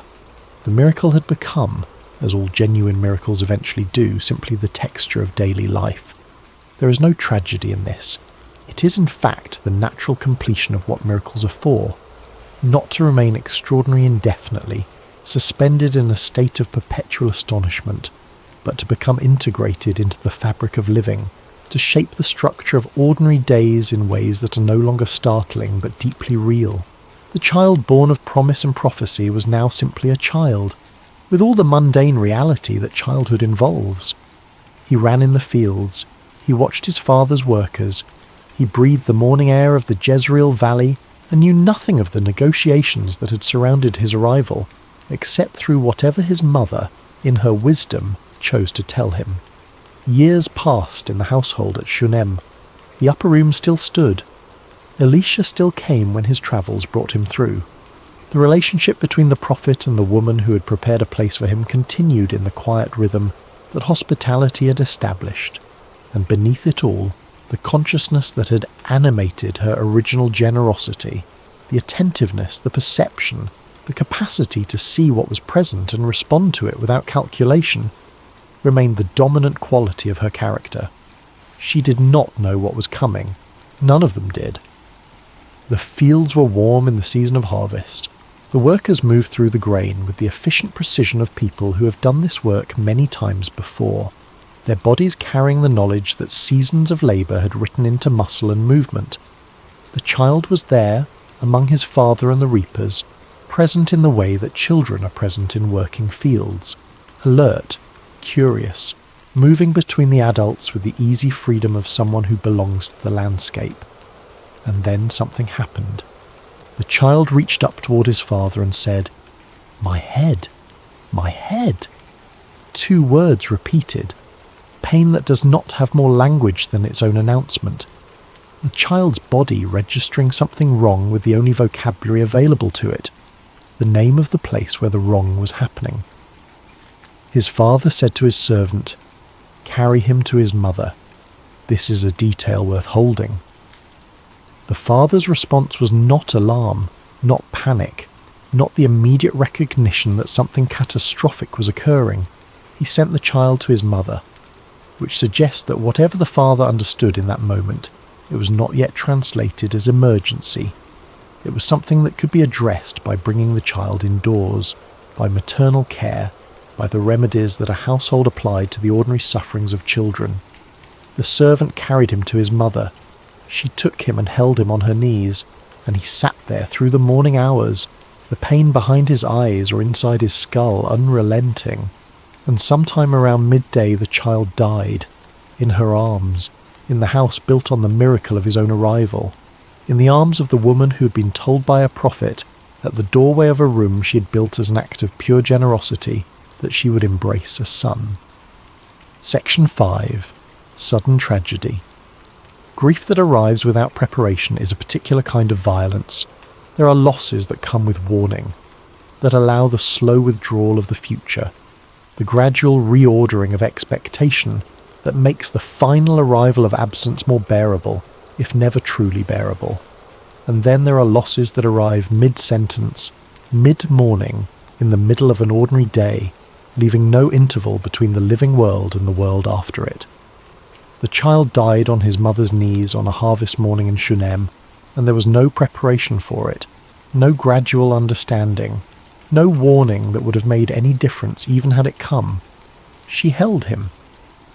What happens in the interior of a human being in the first moments after an irreversible loss, in the seconds and minutes immediately after the body against you has stopped responding, after the breath that was there is not there, after the warmth begins its terrible, slow withdrawal? This is something that language has always struggled to contain. Every tradition that has tried to describe it has reached eventually for silence, because the experience is not primarily cognitive. It does not consist of thoughts. It consists of the body's refusal to accept what the body itself is already registering as true. The woman of Shunem held her son, and then she did something extraordinary. She laid him on the bed of Elisha. Think carefully about this action, because it is not obvious. It is not what grief typically produces. Grief typically produces crying out, or collapse, or the desperate search for someone to tell, for the comfort of shared horror, for the relief of not being alone with the unbearable. What this woman did instead was carry the body of her dead child upstairs and place it on the bed that she and her husband had built for a prophet, and then close the door. She closed the door. She left the child in that room, in the place most associated in her household with the presence of the one who had spoken the impossible word that began all of this, and she went downstairs and she did the next thing. She told her husband to send her one of the servants and one of the donkeys so that she could go to the man of God. Quickly, she said, and return. Her husband asked why she was going. It was not a feast day, not a Sabbath, the occasions when such visits were customary, and she answered with 3 words that are among the most remarkable words in the entire text. It is well. 3 words. In the Hebrew, fewer even than that, an expression meaning peace, wholeness, things being as they should be. She spoke the word of peace into a moment that contained no peace. She answered her husband's question with a declaration that was not a description of the moment's reality, but an affirmation of something she had decided to believe before the evidence appeared. This is not denial. This is not the hollow cheerfulness of someone too frightened to face what has happened. She knew what had happened. She was the one who had held him as he died. She knew the weight of the child laid on Elisha's bed. She knew exactly how nothing was well in any ordinary sense of the word. What she meant, what her "it" is well communicated, was something closer to, I have not yet said the last word about this. I have a place to go and a person to reach, and I have not yet done either of those things. And until I have done them, I am not willing to call this finished. She saddled the donkey and told her servant to drive fast and not to slow down unless she told him to. And she rode toward Mount Carmel, toward wherever Elisha was, with an urgency that the servant could feel in the pace she demanded and the silence she maintained. She was going to the source of the word that had given her the child, and she was going with the child's death carried in her chest like an accusation and a plea simultaneously. The grief of the thing taken and the demand of the thing promised, held together in a faith that refused to separate them. Section 6. Radical faith under pressure. The distance from Shunem to Mount Carmel was not inconsiderable. Mount Carmel rises from the coastal plain in the northwest of the land, a ridge of limestone and limestone forest that the ancient Israelites had long associated with the presence of the divine. Elijah had stood there before 450 prophets of Baal and called down fire on a drenched altar. The mountain had a reputation as a place of encounter, a high place in both the geographical and the spiritual sense, somewhere that the distance between the ordinary world and whatever lay beyond it was felt to be thinner than usual. It was toward this place that the woman of Shunem directed her servant and her donkey, and she drove them at a pace that communicated everything about her state of mind, while her words communicated almost nothing. She had said it is well. She was not saying it again. She was riding. Elisha saw her coming from a distance. This detail is significant. It means he was watching, which means that somewhere in his consciousness, the man of God was already attuned to the approach of something that required his attention. He told Gehazi to run and meet her and ask whether she was well, whether her husband was well, whether the child was well. And she told Gehazi, "It is well." She said it again. The same 3 words to Gehazi that she had said to her husband, but notice that she said them to Gehazi and kept moving. She did not slow down for Gehazi. She did not stop to explain herself. She passed through Gehazi's question, the way someone in genuine crisis passes through well-meaning but insufficient responses, acknowledging the presence of the question, refusing to be derailed by it, continuing toward the only destination that mattered. She reached Elisha, and when she reached him, she fell at his feet. This physical gesture is the first indication in the text that the composure she had maintained, the "it is well," the steady riding, the refusal to explain herself to anyone not in a position to do anything, was a discipline being held over something that was anything but composed. She fell at his feet, which is the posture of someone who has arrived at the only place that might contain an answer, and who is no longer able to maintain the uprightness that the journey required.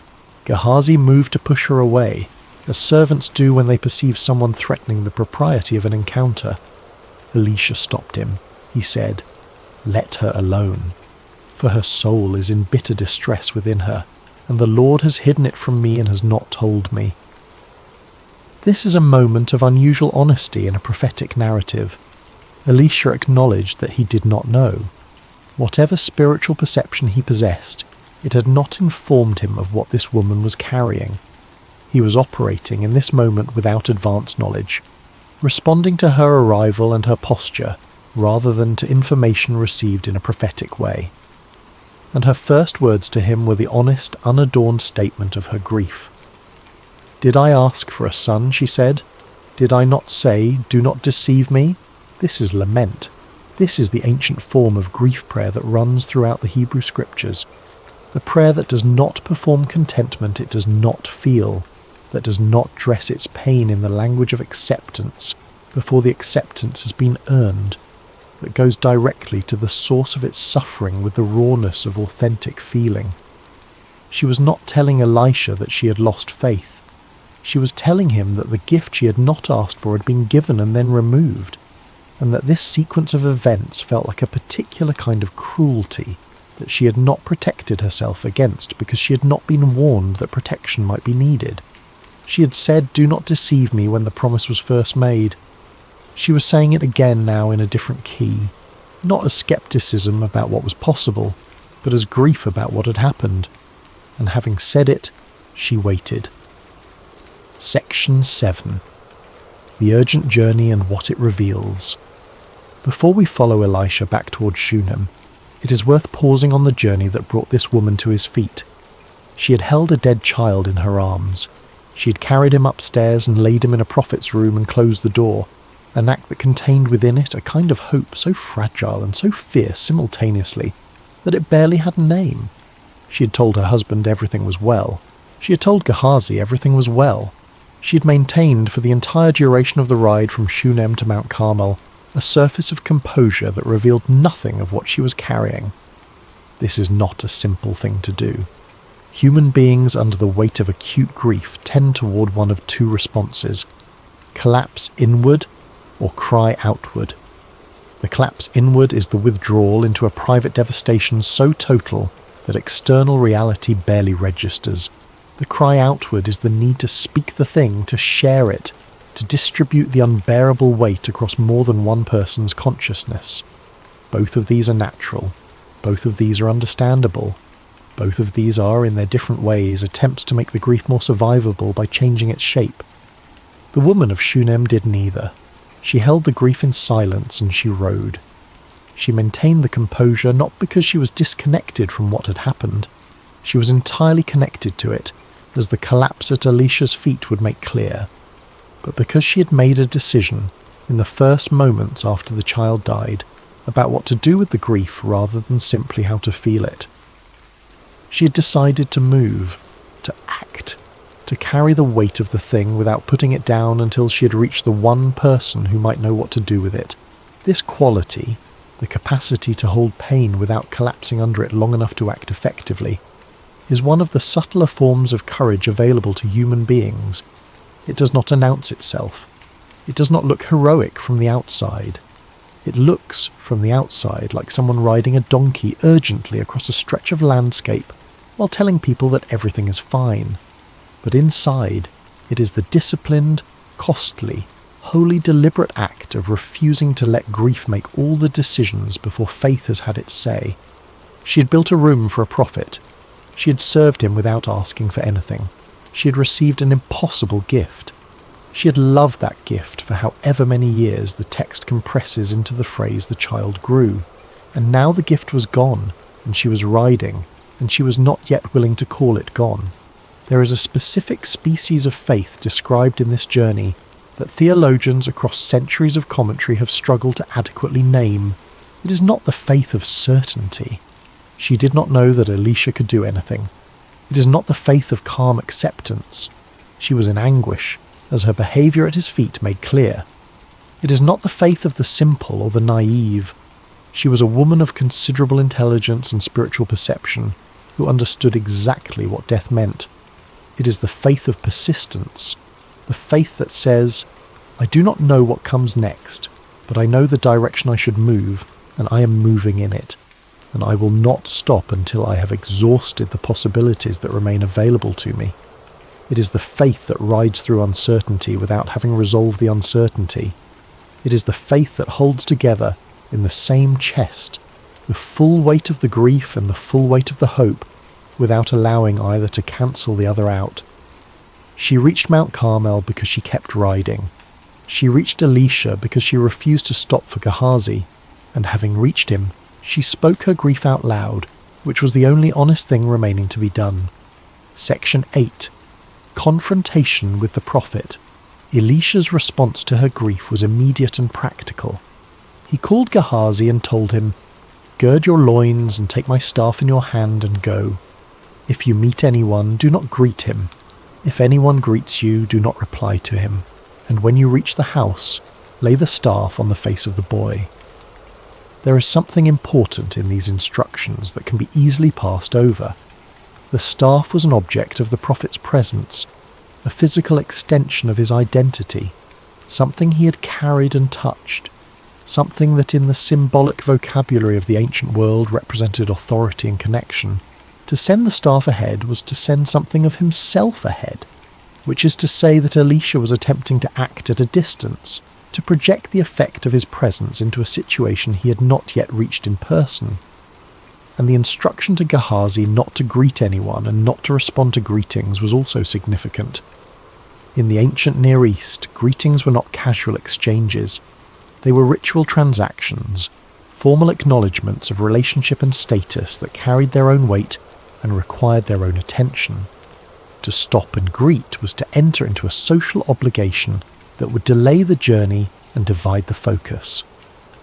Elisha was telling Gehazi, move with absolute urgency and absolute attention, without any of the social friction that ordinary travel accumulates.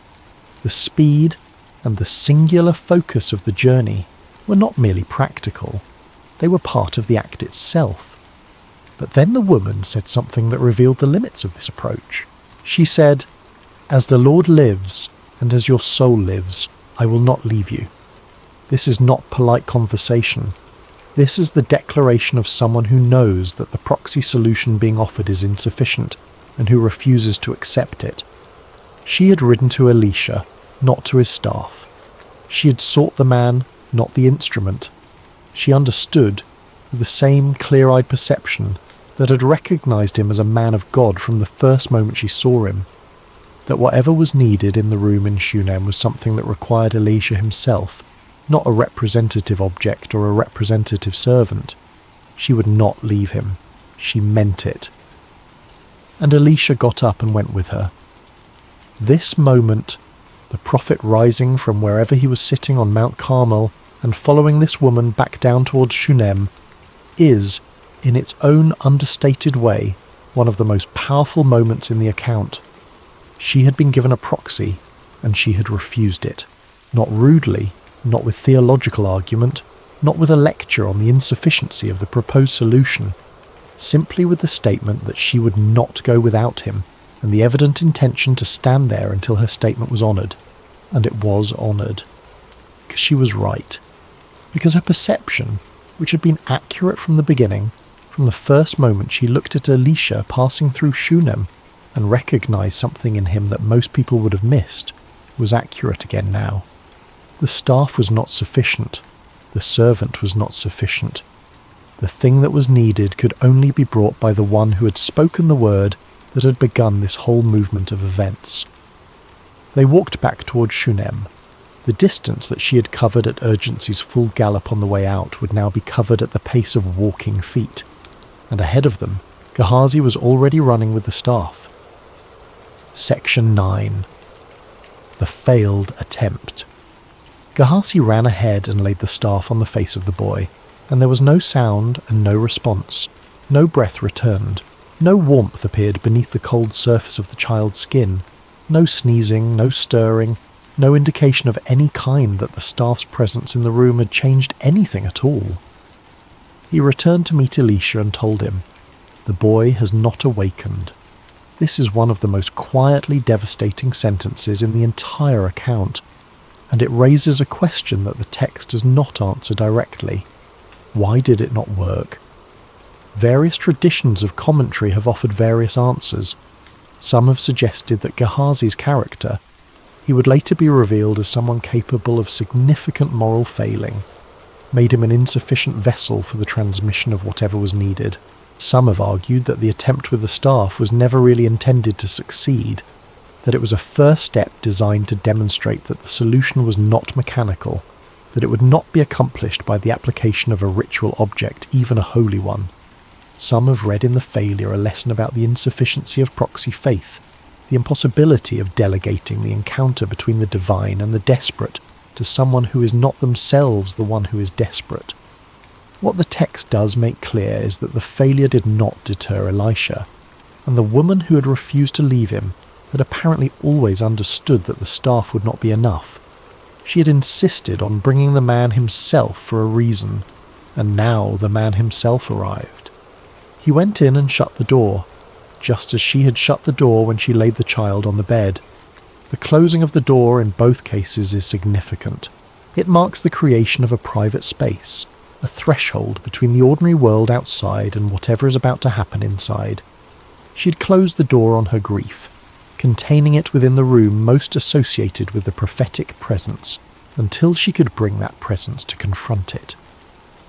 He closed the door on whatever was about to happen, making it an encounter between himself, the child, and whatever he understood to be the source of his authority, a private, unwitnessed, undramatized engagement with the most intimate of questions. No one was watching, no audience was assembled, no performance was required. Section 10. The Prayer of Desperation. Elisha prayed to the Lord. This is the only action the text describes in these first moments inside the room, and it is worth sitting with the simplicity of it. He prayed. He did not recite a formula. He did not pronounce a word of authority. He did not perform a ritual sequence. He prayed, which is the most primary of all the postures available to someone who understands that what is needed goes beyond the reach of what they themselves can accomplish. And then he did something unusual. He lay down on the child, mouth to mouth, eyes to eyes, hands to hands. He stretched himself out over the small, cold body of the boy, the living over the dead, the warm over the cold, the breathing over the unbreathing, and the child's body grew warm. This act has been interpreted in many different ways across the history of commentary. Some have seen in it a practical dimension, the attempt to transfer warmth, to restore circulation, something resembling what a much later era would call resuscitation. Some have seen in it a purely symbolic act, the living prophet placing himself in intimate contact with death as a way of asserting the proximity of life to whatever death had taken. Some have seen in it the most literal possible expression of the theology that runs throughout the Hebrew prophetic tradition. The idea that the divine presence moves through embodied, incarnate action, through the physical contact of one creature reaching toward another across the boundary that seemed final. Whatever its meaning, the act was followed by signs.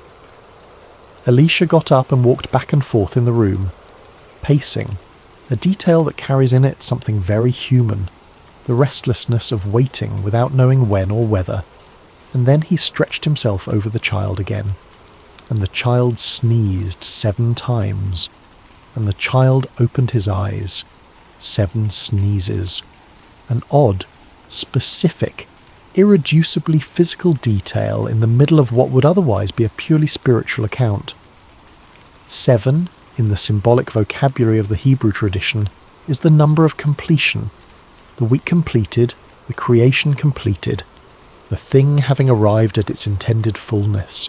But here it is not an abstract symbol, it is a child sneezing, a body re-engaging with the process of breathing, a respiratory system announcing its return to function in the most ordinary of biological ways. The miracle was announced by sneezing, not by trumpet, not by thunder, not by the dramatic vocabulary that dramatic moments are usually expected to employ. By the sound of a child's body doing what children's bodies do, only this child's body had, moments before, been doing none of the things bodies do, and now it was. 7 times, and then it opened its eyes. Section 11. Restoration. Elisha called Gehazi and told him to call the Shunammite. She came. He said, "Take up your son." She came in, and she fell at his feet, and she bowed herself to the ground, and she took up her son and went out. That is the entire description. That is all the text gives us. No speech, no tearful outpouring of gratitude, no long prayer of thanksgiving, no recitation of what had happened and what it meant, no public declaration of what she had learned. She came in, she fell, she bowed, she took her son, she went out. The bowing to the ground is the gesture of someone encountering something that exceeds the vocabulary of ordinary response. It is the posture the body assumes when words are not sufficient, when the magnitude of what has occurred makes everything that language could offer feel inadequate to the moment. She did not speak because there was nothing to say that the gesture did not already say more completely. She took her son. This phrase, simple, declarative, concrete, is the completion of an arc that began long before the child was born, long before the promise was spoken, long before the room was built and the meal was shared and the perception was formed. It began in the quality of character that saw clearly and acted generously without requiring anything in return. It was prepared in the years of faithful ordinary living that preceded any miracle. It was tested in the grief that no one who had not paid close attention would have known she was carrying, and it was completed in the quiet, private moment of a woman walking out of a room with the living child she had laid in it as a dead one. Miracle completes what faith began, not the other way around. The faith came first, the building came first, the seeing and the serving and the riding and the refusing to accept the proxy came first, and the miracle arrived into a space that faith had already prepared for it. Section 12. The spiritual architecture of this story. Every significant narrative contains within it not just the events that it describes, but the shape of the understanding that those events are meant to convey. The story of the woman of Shunem has been told and retold across millennia, because it carries within it a particular architecture of spiritual understanding that speaks to something persistent in human experience, something that does not belong only to ancient Israel or to any specific religious tradition, but that touches the universal questions of loss, hope, grief, and the relationship between human action and divine response. The first element of this architecture is the principle that preparation precedes miracle. This is perhaps the most counterintuitive aspect of the story. We are accustomed to thinking of miracles as responses, as divine answers to human need that arrive in the moment of desperation, when the need is most acute and the human resources most clearly exhausted. And miracles of that kind certainly exist within the tradition. But the miracle in this story does not arrive in the moment of greatest desperation. The miracle arrives into a life that had already been prepared for it, by years of quiet generosity, by the building of a room that was not asked for, by the service of a man of God before any blessing was received from him, or even anticipated. The child was not given because his mother fell at Elisha's feet in need. The child was given because his mother had built a room, and the room was built because she had seen clearly, and the seeing clearly was an expression of who she already was before any of this began. This sequence matters enormously.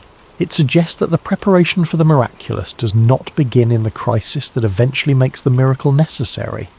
It begins long before, in the ordinary decisions of ordinary days, in the quality of attention brought to an encounter, in the generosity extended without calculation, in the service given without the expectation of return.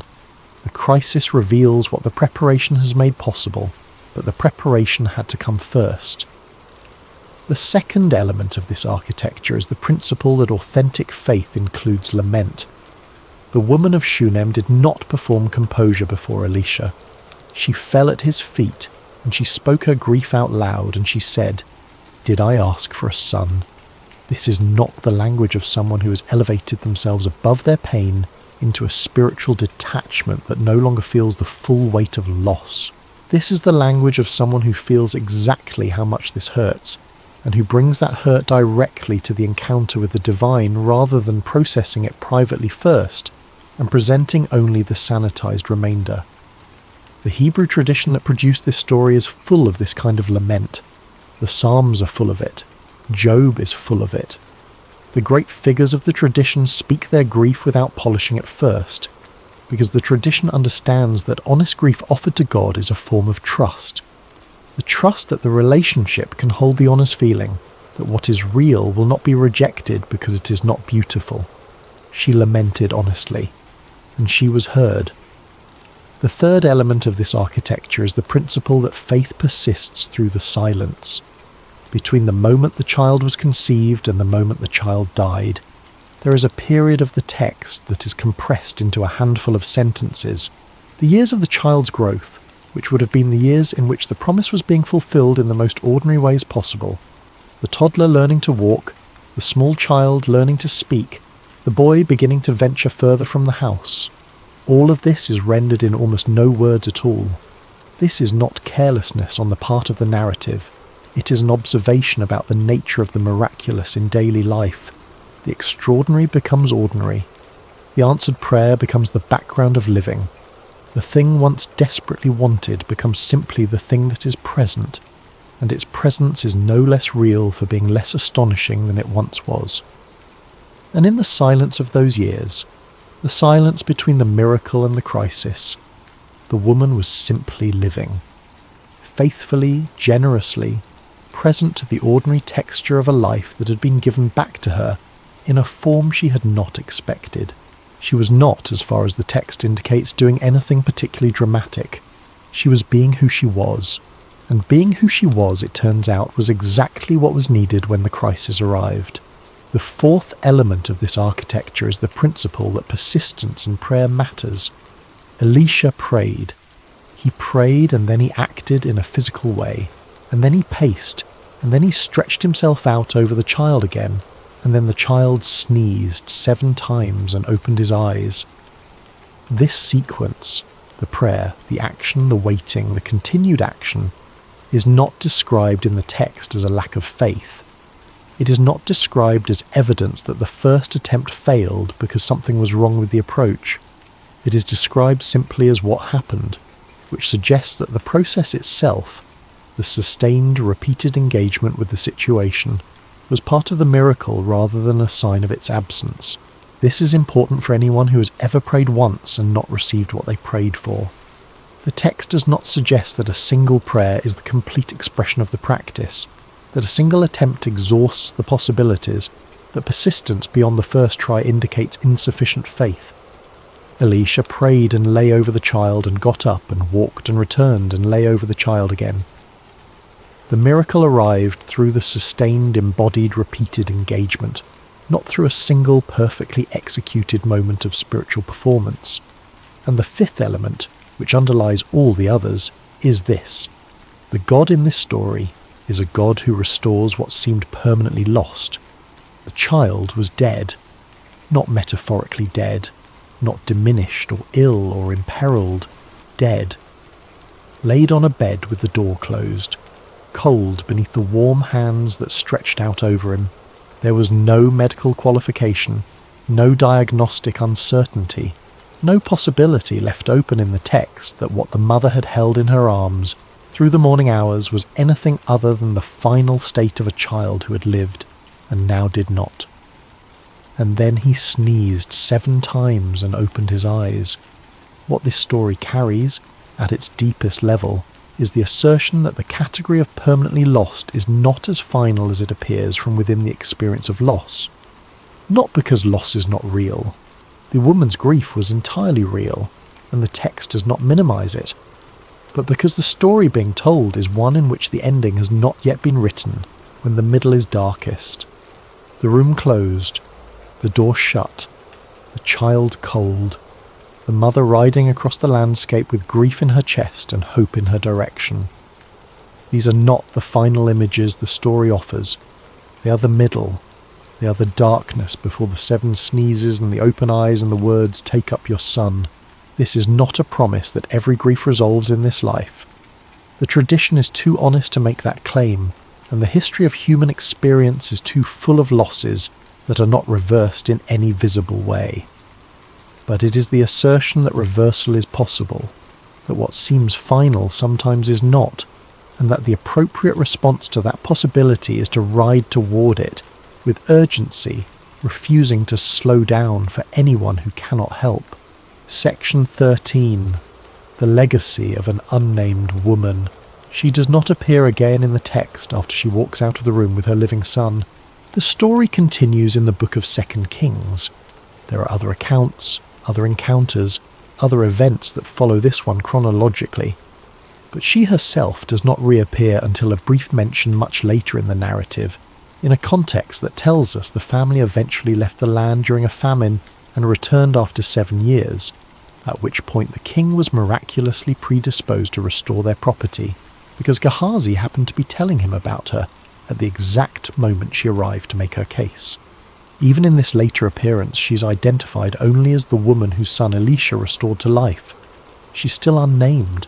She's still defined by her actions and their consequences rather than by her given name. This anonymity is, in a way, the most appropriate possible condition for the story she inhabits. Names individuate, specify, locate a person in a particular time and social context in ways that can make them feel distant from readers in other times and other contexts.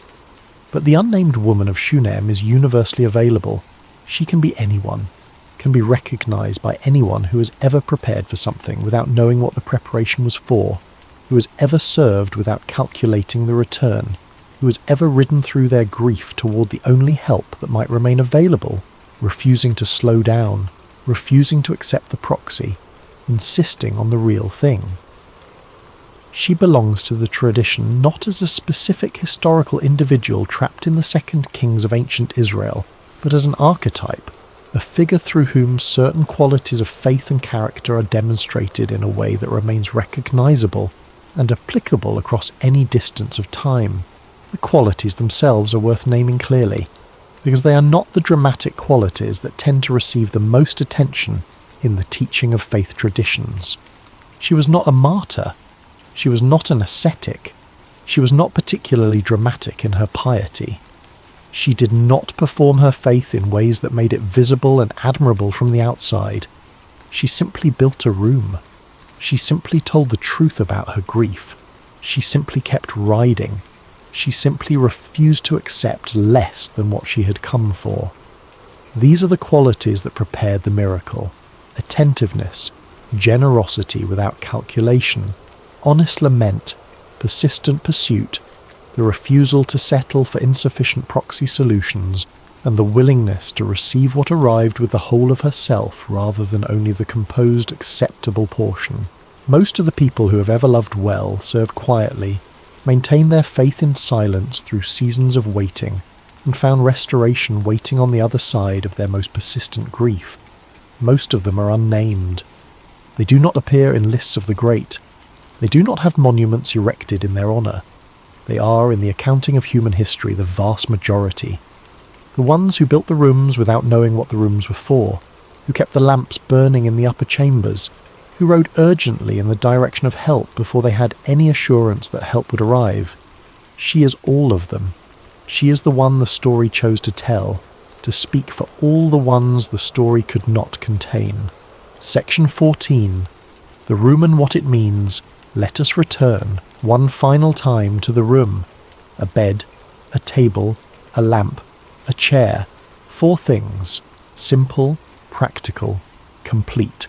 The minimum necessary to make a space genuinely hospitable. To give rest, to give workspace, to give light, to give rest in a different form. The room was not elaborate. It was not a monument to the generosity that built it. It was a functional space, designed with attention to actual need rather than impressive gesture. But it was permanent. That is the detail that sets it apart from the meals she had offered before, from the passing hospitality of a traveller fed at a table and sent on his way. She built a room. She created a standing space, a place that would be there whenever Elisha returned, a physical expression of her commitment to his presence in her household that did not require repeated decision-making or renewed invitation. The decision was made once, in the building, and the room thereafter spoke for itself. This is a metaphor that extends well beyond its historical context. What are the rooms we build for the things we recognize as significant, for the practices and the people and the orientations of consciousness that we understand to be connected to something larger than the immediate demands of daily life?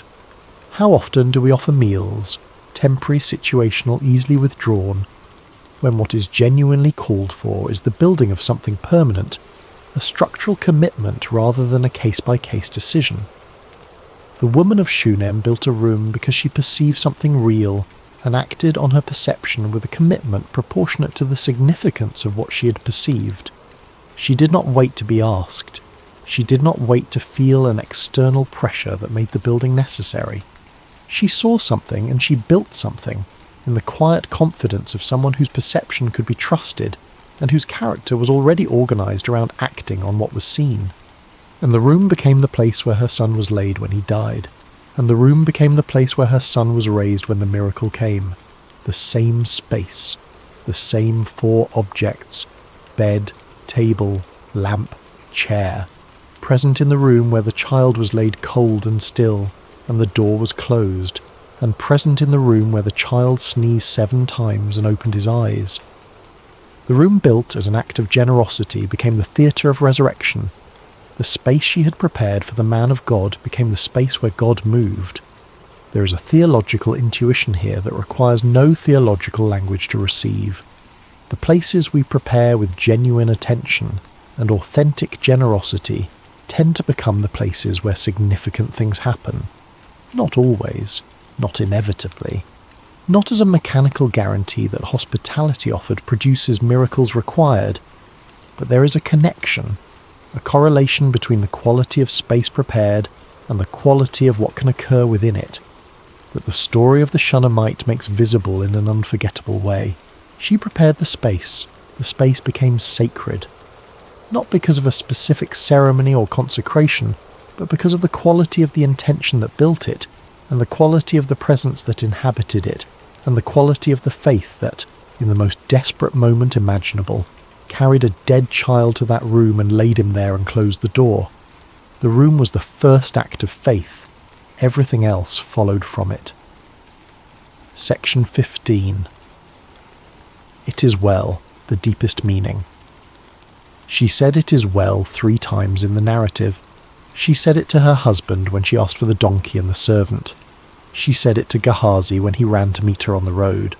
And tradition, across centuries of reading this text, has heard in that repeated phrase something that goes beyond its immediate practical function, as a deflection of questions she did not have time to answer. It is well is an act of faith spoken into the throat of catastrophe. It does not mean everything is fine. She was not describing the state of things as they appeared. It does not mean she was not in pain. She was in the deepest pain that the loss of a child can produce. It does not mean she had no uncertainty. She was riding toward a man she hoped could help, with no guarantee that he could. What it means, in the deepest reading of the phrase, is closer to this. I have not yet said the last word. The story is not over. The ending has not been written yet, and I refuse to write it prematurely. And so while I move toward whatever has the power to change this, I will not use the language of finality. I will not speak the closing words while there is still road ahead of me and a direction in which I can ride. It is well is the declaration of someone who understands that their perception of the present moment is not the whole of reality, that what appears to be the end may not be the end, that the child on the bed with the door closed may not be the conclusion of the story, and that the appropriate response to that possibility is to keep moving. There is a courage in these 3 words that is not obvious until you understand what she was holding when she spoke them. She was holding the death of her child, the violation of the promise that had given him to her, the terror of approaching the prophet who had made that promise and facing him with the evidence of its apparent failure. She was holding all of that, and she was saying, "It is well," not because it was, but because she had decided to refuse the final accounting before the final word had been spoken.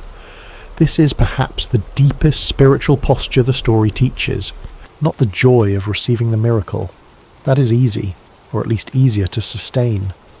Not the patience of waiting for the miracle to arrive, that requires endurance, but not the particular quality of courage this woman displayed. The deepest posture is this one, the refusal to speak the closing words when the story is still moving, the capacity to say, "It is well" in the middle of what feels like the end, the faith that persists not in the absence of evidence but in the explicit presence of evidence that seems to argue for the opposite conclusion.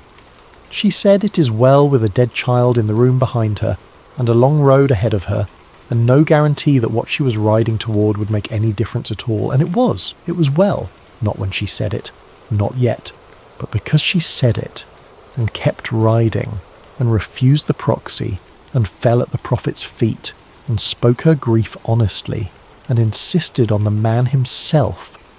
Because of all of that, the word that seemed impossible became true. And when she walked out of the room with her living son in her arms, it is well was no longer an act of faith held against the evidence. It was simply the truth. Closing reflection. A night meditation for tired hearts. You are perhaps at the end of a long day. The world has asked a great deal of you. Asked it without ceremony, without acknowledging that what was being requested was significant, in the way that life tends to ask its most exhausting things as though they were ordinary, and you have done what you could. You have moved through the hours with whatever quality of attention and presence you had available, which was probably not the quality you would have preferred, but was the quality you had. And that is enough. That is more than enough. That is the whole of what anyone can offer, the quality of presence that is actually available, not the quality that would be available in some hypothetical better version of the day. The woman of Shunem lived her faith in the small hours of small days. She did not live it in the dramatic hour of the miracle's arrival, though she was present for that too. She lived it in the decision to prepare a room for a travelling man she recognised as significant. She lived it in the regular meals offered without asking for return. She lived it in the honest conversation with her husband about what she perceived and what she wanted to do about it.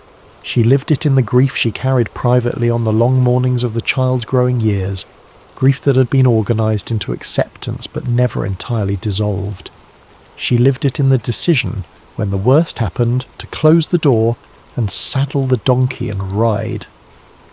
Every one of these acts was small. None of them, at the time it was being performed, was recognisable as faith in action.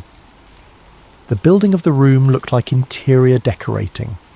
The regular meals looked like hospitality. The quiet, private grief looked like what it was.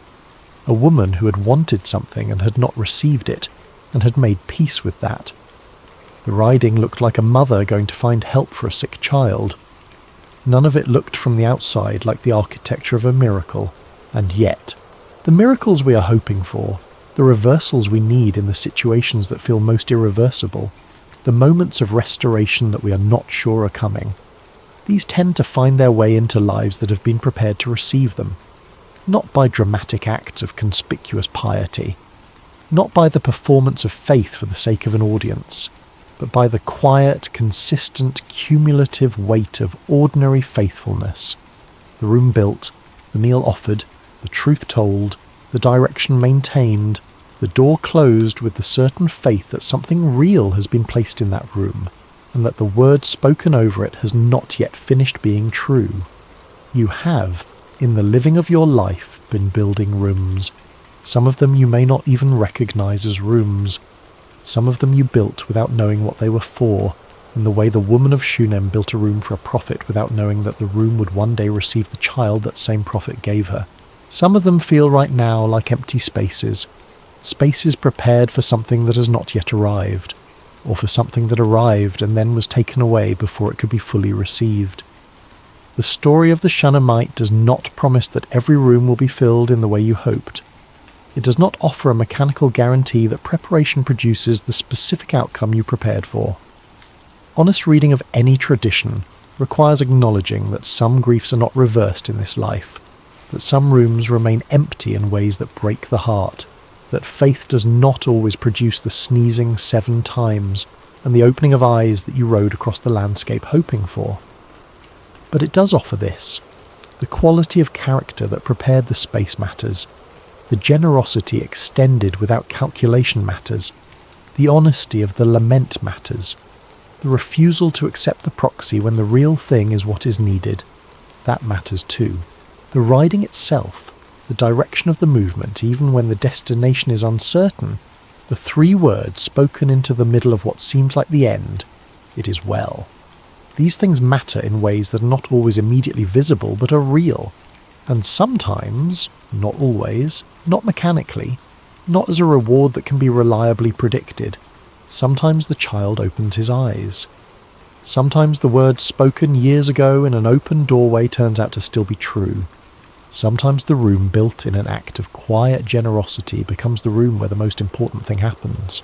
And sometimes, in the ordinary middle of an ordinary night, having laid down whatever the day has left you carrying, the most faithful thing available is to close your own eyes in the trust that it is well, that the story is still moving, that the last word has not been spoken, that whatever is most real in your life is being held in hands larger than the ones that fear currently fills, and that the direction you are moving, even when you cannot see the destination, is the right direction.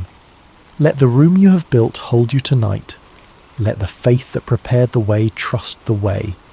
Let the words spoken over your life continue to be true in the dark hours, where its truth is doing its deepest work. It is well. Rest now. You have ridden far enough for today. Extended theological meditation. What Elisha prayed and why it matters. There is a single sentence in the narrative that stands above all the others, in terms of what it reveals about the nature of the encounter taking place in the upper room. Elisha prayed to the Lord. He shut the door, he stood before the child, and he prayed. This tells us something essential about how the prophetic tradition understood the relationship between human action and divine response. Elisha was, by the account of the text, an extraordinarily gifted figure, someone through whom water was made drinkable, through whom a widow's oil multiplied until there were no more jars to fill, through whom armies were blinded and enemies were fed and iron floated on the surface of water. He was not an ordinary man performing ordinary tasks. He was someone operating in a distinct register of human possibility, gifted with perception and capacity that exceeded what could be explained by training or natural talent alone. And yet, in this room, before this child, his first act was prayer, not confidence, not the authoritative declaration of a master working within his area of expertise. Prayer, which is the acknowledgement that what is needed exceeds what the one praying can supply, that the source of whatever is about to happen is not located within the person doing the asking, but within something to which the person doing the asking is turning. This is humility of a very specific and instructive kind. It is not the false humility that performs inadequacy in order to be reassured of competence. It is the real humility of someone who understands precisely what they can and cannot do, and who, having reached the limit of what they can do, turns clearly and without drama toward the source of what they cannot. The lying over the child that followed the prayer, that physical embodied act of stretching himself over the small cold body, was not the prayer.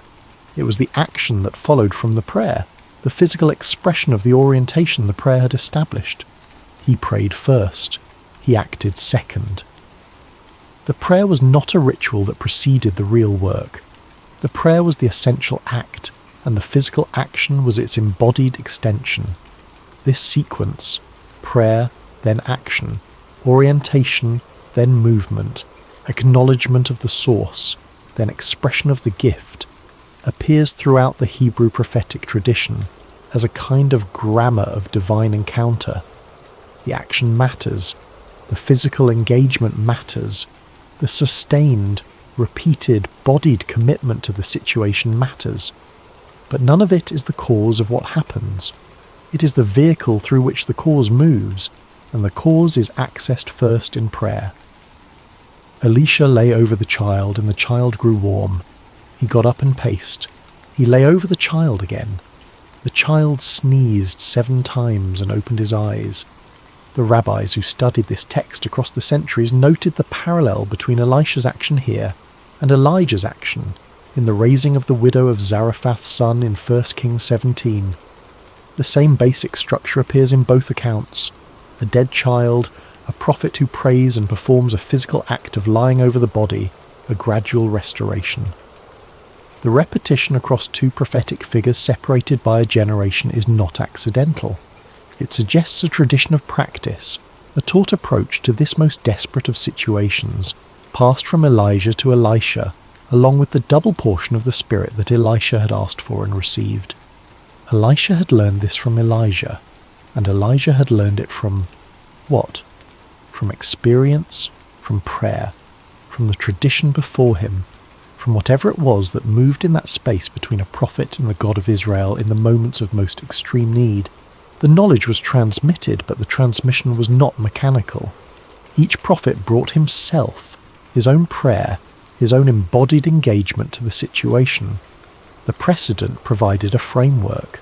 The prayer and the action were the man's own. 7 sneezes. The number 7 appears throughout the Hebrew Bible as the marker of completion, the 7th day on which creation rested, the 7-day cycles of feast and fast, the 7 years of the sabbatical cycle, the 70 times 7 of forgiveness. Here, the 7 sneezes carry the weight of that symbol, the child's body completing its return to life in 7 discrete, involuntary, entirely biological acts of respiration. The sacred number expressed not in a ceremony but in a sneeze. Completion arrived not in a grand gesture but in the most ordinary physical response of a body that has, against all expectation, resumed the act of being alive. And then the eyes. The eyes opened, which is the most intimate of the signs of life, the body's own announcement that consciousness has returned, that the interior life which makes a person, rather than a body, is once again present and looking out through the windows that connect it to the world. The child's eyes opened, and whatever Elisha saw in that moment, whatever the meeting of his eyes with the child's living eyes, communicated across the space of the room in which he had prayed and acted and waited and acted again. That moment is not described by the text at all. The text moves immediately to the next practical action. Elisha calling Gehazi to bring the woman. The interior of the moment remains private, which is perhaps appropriate. Some things that happen between a person and the thing they have been working toward with the full weight of their capacity and their faith are simply not the business of the narrative. They belong to the moment itself, to the people present in it, and to whatever witnessed it from beyond the human perspective. She came, he said, take up your son. She fell, she bowed, she took him and went out. The text moves on, the miracle is complete, the meaning continues. Supplemental reflection. On Gehazi and the limits of proxy faith. The figure of Gehazi occupies an interesting position in this account, and his role in the narrative illuminates something important about the nature of what was required. Gehazi was Elisha's servant, his assistant, his companion and factotum in the day-to-day logistics of the prophetic life. He is a regular presence in the accounts of Elisha's ministry, sometimes helpful, sometimes inadequate, and in at least one other account in the book of 2 Kings, revealed as capable of significant moral failure. He was a person in close proximity to something extraordinary, without being, himself, extraordinary in the same way. When the woman arrived at Mount Carmel and fell at Elisha's feet, it was Gehazi who moved to push her away, the protective instinct of a servant whose primary job is to manage his master's access and guard his time. And it was Elisha who stopped him, recognizing, with the perception that characterized the prophetic consciousness, that this was not a situation in which appropriate management of social protocol was the relevant consideration.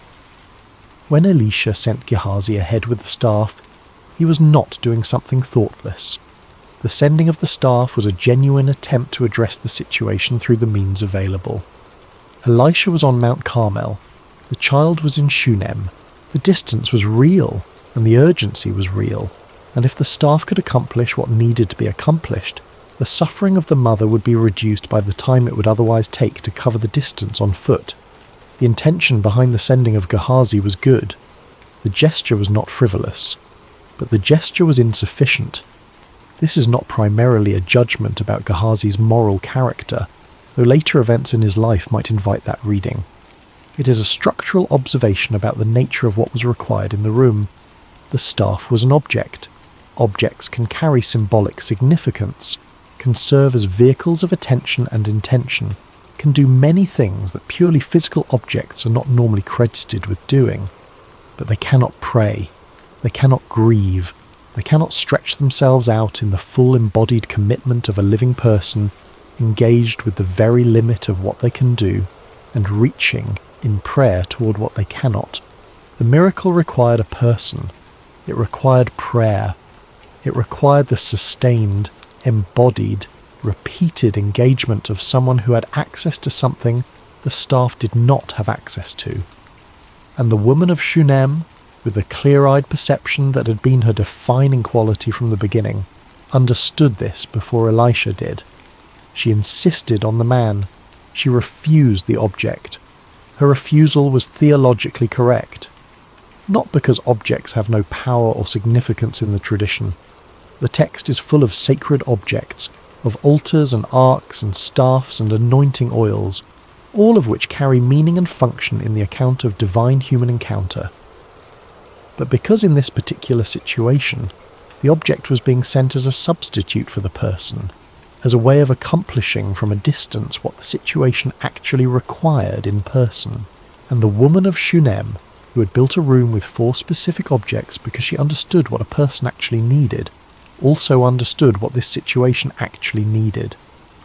A proxy faith, a faith that sends its representative objects and trusted servants while remaining itself at a comfortable distance, is not the same as a faith that shows up in person, closes the door, kneels in prayer, and lays itself over the cold place where the hope that was given and taken away is waiting to see if the word spoken over it is still true. She demanded the real thing, and the real thing is what she received. Final words for the sleepless and the waiting. There are people who will listen to this story tonight who are themselves in the middle of something that feels like the closed door. They have received something, a hope, a relationship, a dream, a healing, a period of a life that was inexplicably richer than anything that came before it. And then it was taken. Not gradually, not with preparation, but with the sudden terrible specificity of a child collapsing in a field on a harvest morning and being carried back to his mother with 2 words. My head, and they are carrying it, in the way she carried it, in public, with the composed surface of someone who has not yet finished deciding what this is and what it means, saying some version of it is well while riding as fast as they can toward the only direction that seems to offer anything. This story does not pretend that the riding is not exhausting. It does not minimise the grief beneath the composed surface. It does not suggest that the honest falling at the feet, the did I ask for this, and is it not enough that I have lost it, is a sign of insufficient faith. She fell. She spoke her grief honestly. She was heard. These are not contradictions of each other. They are the same faith at different moments of its expression. And the story ends not with the woman producing the miracle through the correctness of her theology, or the consistency of her practice, or the purity of her initial motivation. It ends with the child opening his eyes, with the door that was closed being opened, with the woman who built the room being called back to it to receive what she had carried there and then carried away from and ridden across the landscape crying, "It is well." She took up her son, simple, declarative, complete. The most important things often arrive in that register, in the language of simple declarative sentences that contain within them the entire weight of what was given and taken and given again, not in speeches, not in theological explanations, in the taking up of the thing that was laid down and the going out of the room. Tonight, wherever you are in the arc of your own story, whatever closed door you're sitting before or whatever long road you're still riding, you're not yet at the last word. The last word has not been spoken, and in the darkness before the morning, that is enough. That is the whole of what is needed. It is well. Close your eyes. The room is prepared. The lamp is burning. Rest.